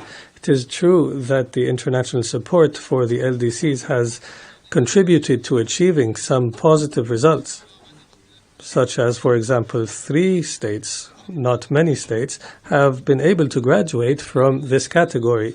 However, this limited number is itself proof of the need to multiply international efforts in support of LDC's pursuit of the SDGs, in particular SDG 1, to eliminate poverty. We in the Islamic Republic of Mauritania have prioritized the fight against poverty, vulnerability, and exclusion. We have based our development strategy on these priorities, and we have built a social welfare net and worked to implement structural reforms and diversify the economy and create a more resilient economy and provide job opportunities and added value and improving our economic governance. Our annual growth has reached 5.3% in 2022 compared to 2.4% in 2021. We are also focusing on improving our productive sectors through diversifying our agriculture and improving our animal and marine resources and achieving self-sufficiency in terms of nutrition. At the same time, we are working to firmly establish our democracy and the rule of law and improving the situation of human rights. In this context, we were able, in a volatile regional context to achieve peace and stability in our territories, and we continue to combat desertification and to gradually move towards clean energy. In conclusion, I wish all the success for this conference and for the Doha Program of Action, and may the peace of God be upon you. I thank the President of the Islamic Republic of Mauritania, and I now have the honor to invite His Excellency Andrzej Duda, President of the Republic of Poland, to address the conference.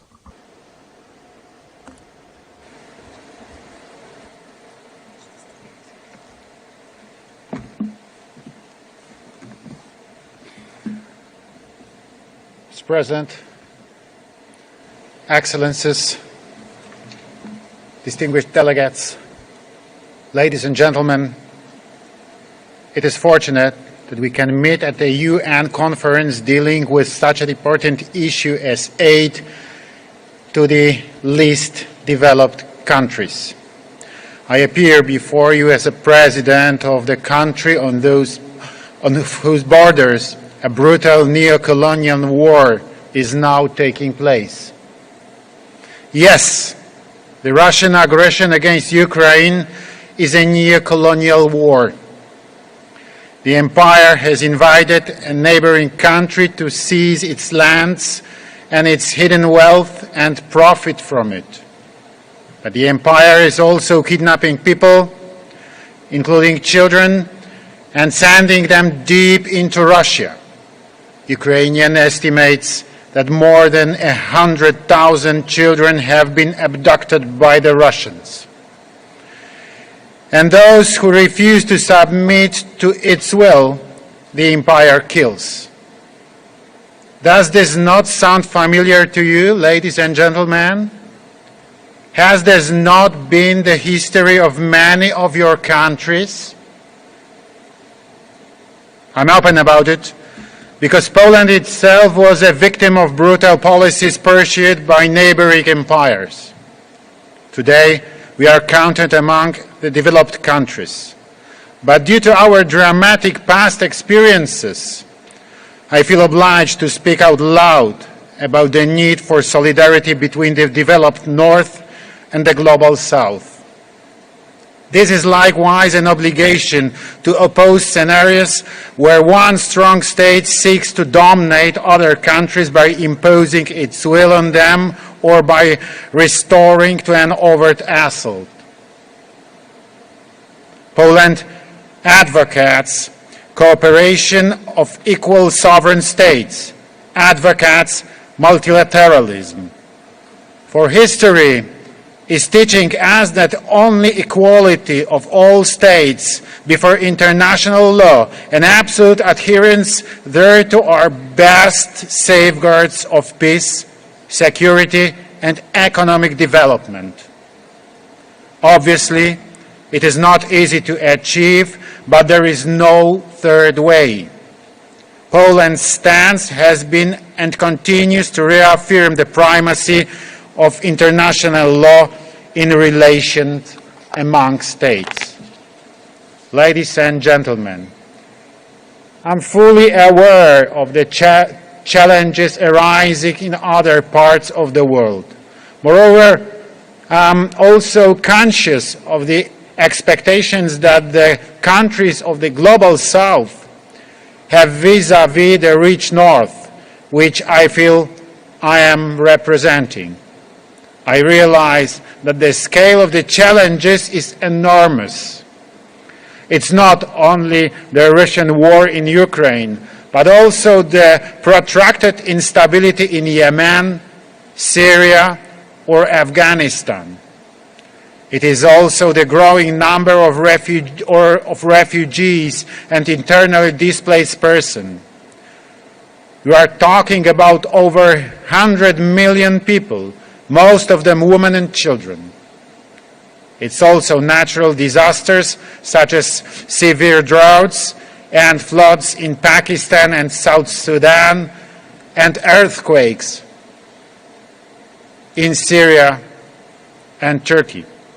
Finally, Its rising energy and food prices, which combined with the still felt economic impact of the COVID-19 pandemic, mean that the number of people suffering from malnutrition exceeded a staggering figure of 800 million in 2021, whereas the number of people experiencing acute hunger has almost tripled in the last 3 years to reach in excess of 300 million. These are alarming figures. Ladies and gentlemen, I understand that the least developed countries may fear that a war on the borders of the European Union would further reduce the already insufficient resources available to them. I understand this anxiety because it would be awfully bad news, especially when the European Union is the world's biggest donor of development aid. In 2021 alone, the European Community earmarked to this end the amount of 70 billion euro, which represents almost 50% of all global development aid.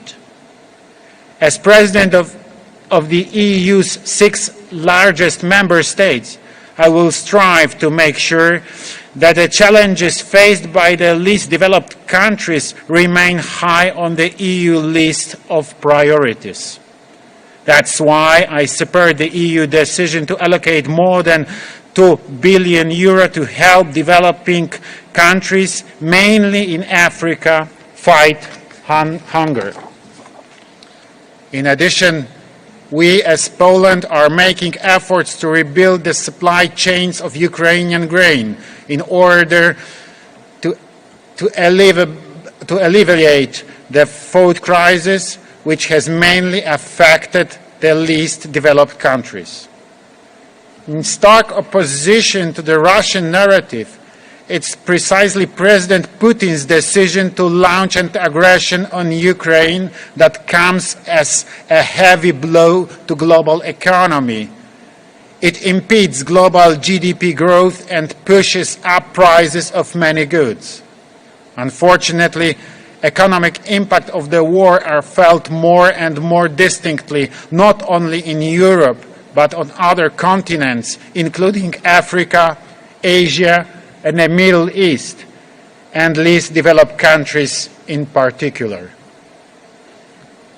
Excellencies, ladies and gentlemen, in view of the current particularly difficult situation for the least developed countries, Poland is convinced of the need to make further efforts to increase the resilience of their economies and to support the development of their internal markets.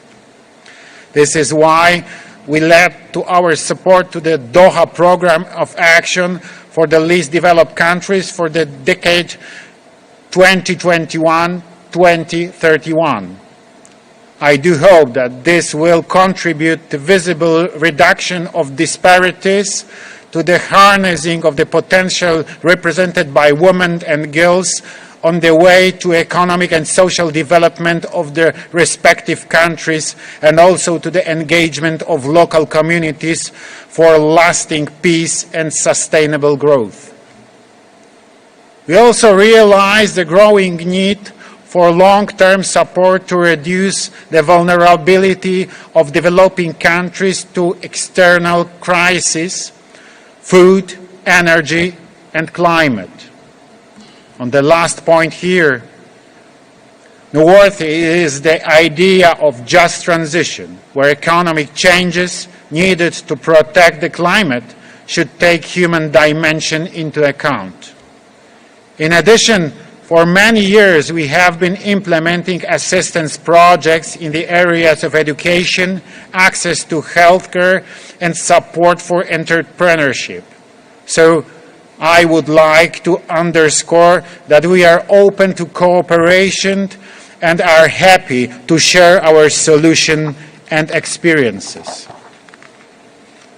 To this end, we are developing the network of our diplomatic missions, among others, in Africa. We are determined to develop political contacts as well as economic and scientific ones. We do believe that through broad cooperation, exchange of knowledge and experiences, we can effectively assist the least developed countries. Moreover, Polish companies have an offer tried and tested price competitive farming equipment as well as ICT solutions sustainable to be used in financial and insurance sectors. Ladies and gentlemen, I do hope that the debate at this year's conference will be another symbol of international solidarity and will allow concrete plans and decisions to be drawn up to strengthen world trade and, above all, to improve the situation in the countries that need it most. Thank you very much for your attention and the opportunity to speak at this important forum. Thank you. أشكر رئيس جمهورية بولندا وأدعو فخامة السيد. I thank the President of the Republic of Poland, and I now have the honor to invite His Excellency Evariste Ndayishimiye, President of the Republic of Burundi, to address the conference.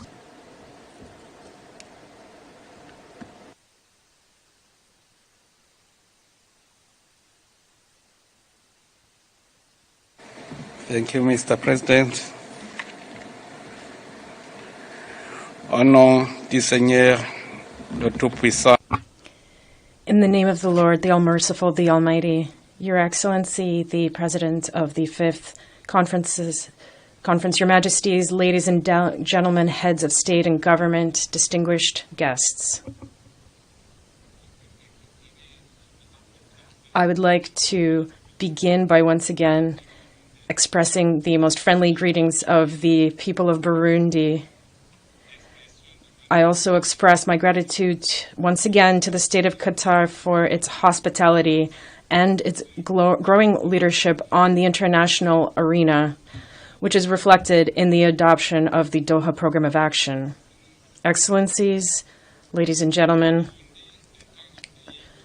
Burundi is a country affected by conflict, and we have already adopted the Doha Program of Action, which focuses on 6 priority areas. Areas that support the efforts already undertaken by the government of Burundi in its entirety. Indeed, the first priority of the Doha Program of Action for the LDCs, investing in the people of the least developed countries, reinforces the initiatives of the government of Burundi, which has already based its poverty reduction strategy on human development through its slogan, "May every mouth have something to eat and may every pocket have money," and by involving all citizens in development activities. In addition, by combining the demographic dividend with skills development, the Burundian government, it should be highlighted, has placed young people and women at the heart of development through a major economic and youth employment empowerment program, a youth investment bank, and this is in addition to a women's bank and a financial and technical assistance program to production cooperatives in each district in the country, to name just a few. Regarding the second priority area of leveraging the power of science, technology, and innovation to combat multidimensional vulnerabilities, we're pleased by the momentum that the government of Burundi has already achieved in this area by investing in infrastructure through the deployment of a fiber optic network throughout the country's territory and by making digitization a priority in order to take advantage of digital growth. On supporting structural transformation, which is the driver of prosperity, in Burundi, agriculture is the most growth-promoting sector. This is the reason for the efforts made by the government to promote the agricultural sector through a change of attitudes, first and foremost, in order to make the profession of farmer a profession of the future.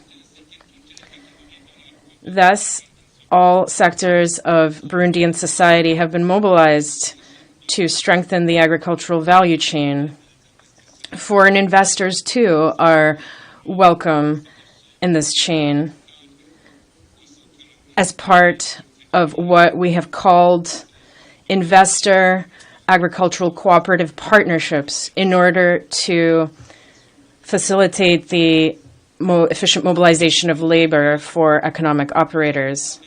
The fifth priority calls on us to counter climate change and environmental deterioration. In that context, allow me to cite, by way of example, a program launched by the Burundian government entitled Ewe Burundi Arambaye, Burundi covered, if you translate it literally. This program seeks to tackle climate change through reforestation, civic education on environmental protection, and agroforestry in agricultural environments. Finally,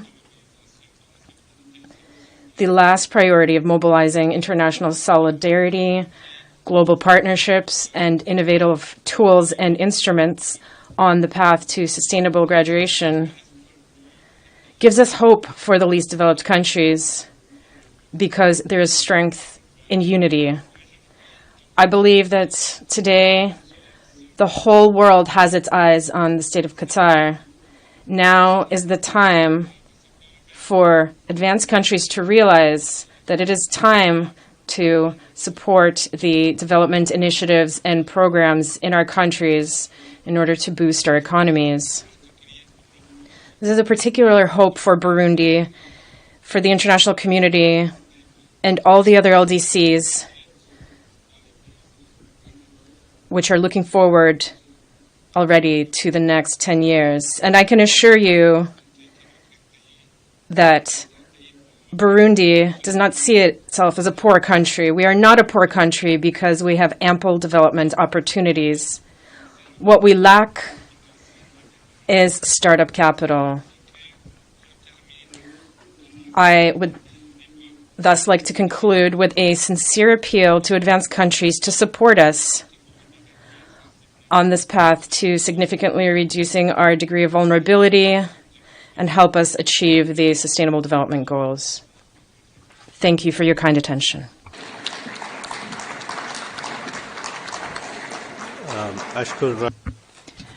I thank the President of Burundi, and now I'll give the floor to His Majesty King Mswati III, Head of State of the Kingdom of Eswatini, to address the conference.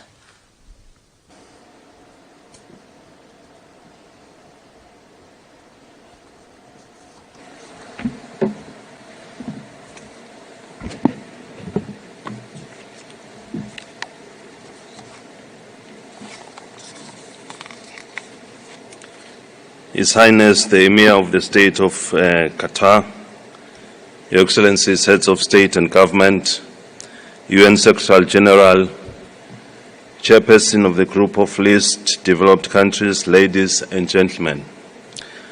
I'm so delighted to join other Heads of State and Government at this 5th UN Conference for Least Developed Countries in this beautiful city of Doha.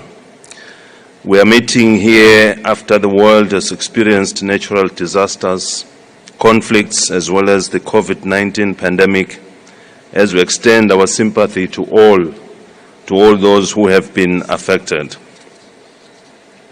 Let me also take this opportunity to express our sincere gratitude to His Highness, the Emir of the State of Qatar, government, and the people of this country for the warm hospitality extended to all of us. We also wish to thank Qatar for being such a good host and organizer of this conference. This meeting provides an opportunity for us to prepare progress reports on the status of the attainment of the SDGs to the UN General Assembly. However, we note that we still have many challenges in several of these goals, such as poverty alleviation, quality education, health, energy, job creation, industry, innovation and infrastructure, just to mention a few.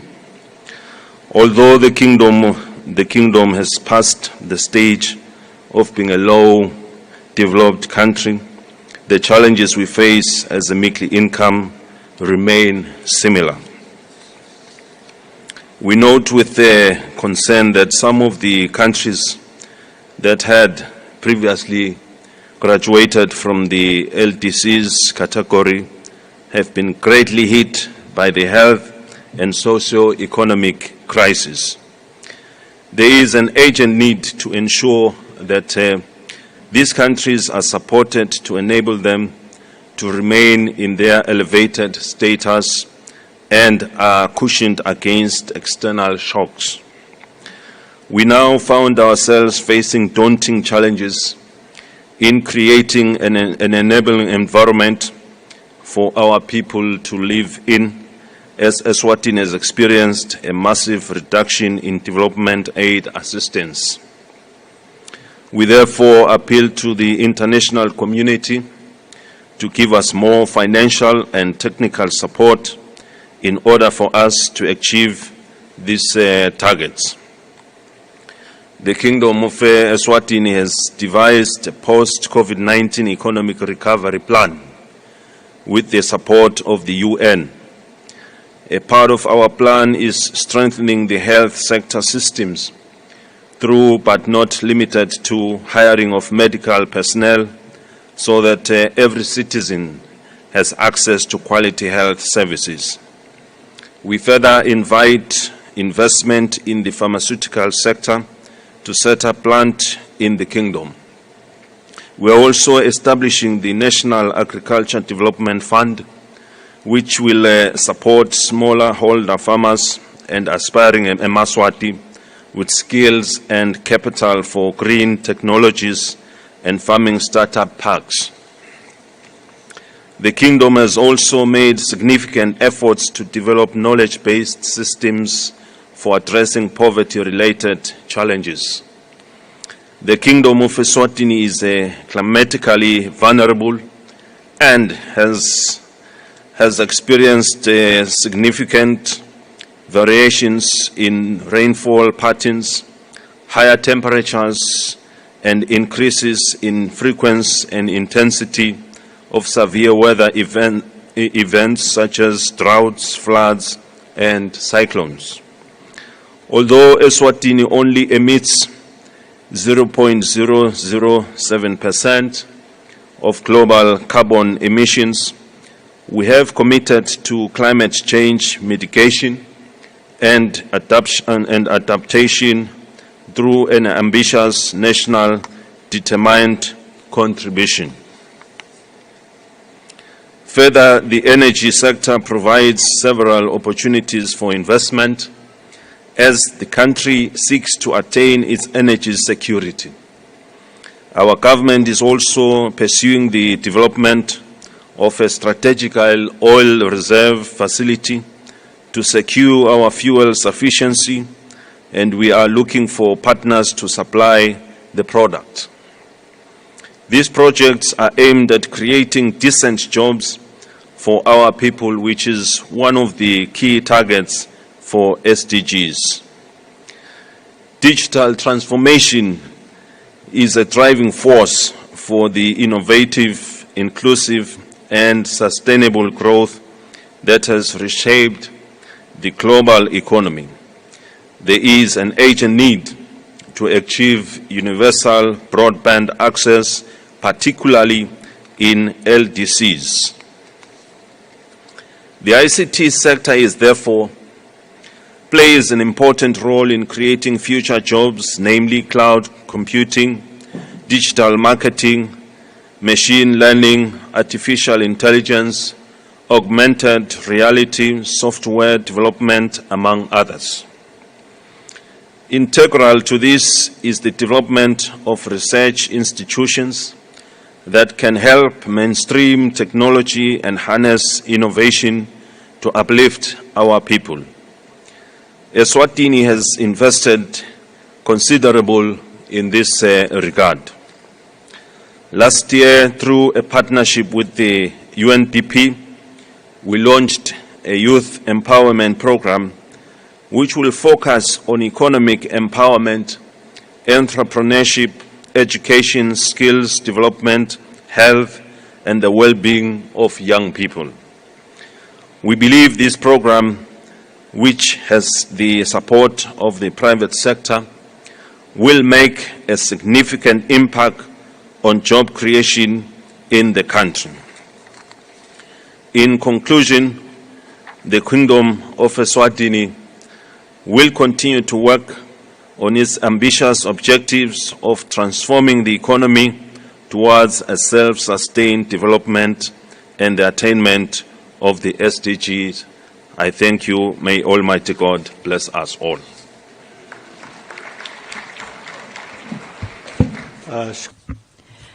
I would like to thank His Majesty King of Eswatini, and now I give the floor to His Excellency Hassan Sheikh Mahmoud, President of the Federal Republic of Somalia, to address the conference.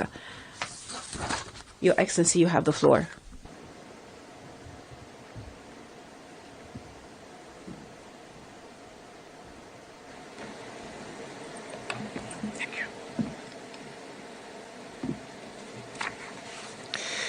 Excellencies, ladies and gentlemen, it's an honor and privilege to address you all at this important 5th United Nations Conference on Least Developed Countries in this beautiful, brotherly state of Qatar. Indeed, we must ensure that the use of this opportunity to truly reflect and act together on these policies and strategies that can accelerate sustainable development in places where international assistance is needed the most, and to tap the full potential of the least developed countries so that we pave the way for progress and prosperity of our people going forward. I thank the UN and all its agencies and the State of Qatar for joining forces to deliver this crucial timely global discussion on what must now be a call to action to achieve tangible results in delivering sustainable development in the least developed countries. Accordingly, in this age of global independence and common challenges and opportunities, we cannot and must not leave anyone behind if we are serious about the sustainable development and progress of most vulnerable people in the world today. There is abundant untapped potential in the least developed countries like Somalia, but the challenge remains turning this into progress and prosperity for the people who are among the poorest in the world is standing tall. Excellencies, ladies and gentlemen, historical and modern challenges for development in Somalia, while having a great potential and prospects for development, one of the reasons Somalia has struggled with sustainable development is the legacy of a prolonged conflict and political instability in the past. We are now successfully addressing both through dialogue and ongoing inclusive state-building process. We are also collectively and successfully fighting the last remaining pocket of international terrorism in Somalia and in the region, in partnership with our people and international partners as well. However, our challenges have been compounded by the impact of climate change, which is exacerbating drought and food insecurity. This requires urgent and better coordinated global response to mitigate and adapt to in order to ensure lives and livelihoods of the most vulnerable in our country is protected.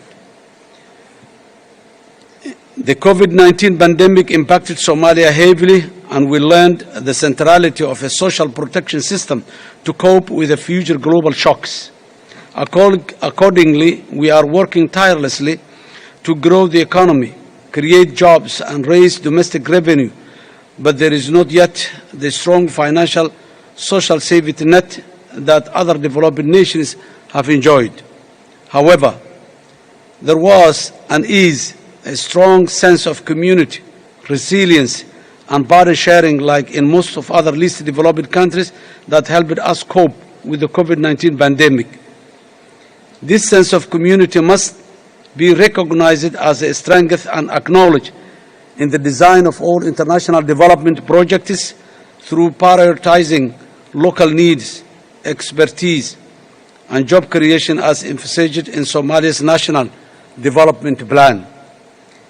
Indeed, this is the most effective way to ensure developmental impact and strengthen the social protection in the most vulnerable communities across the least developed countries. Social protection does not and should not mean handouts.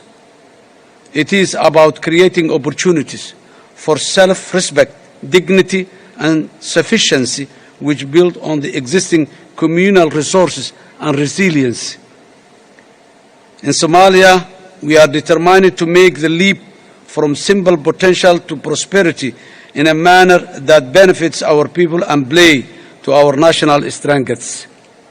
We are already working hard in national economic reform program to achieve debt relief through the highly indebted poor countries initiative and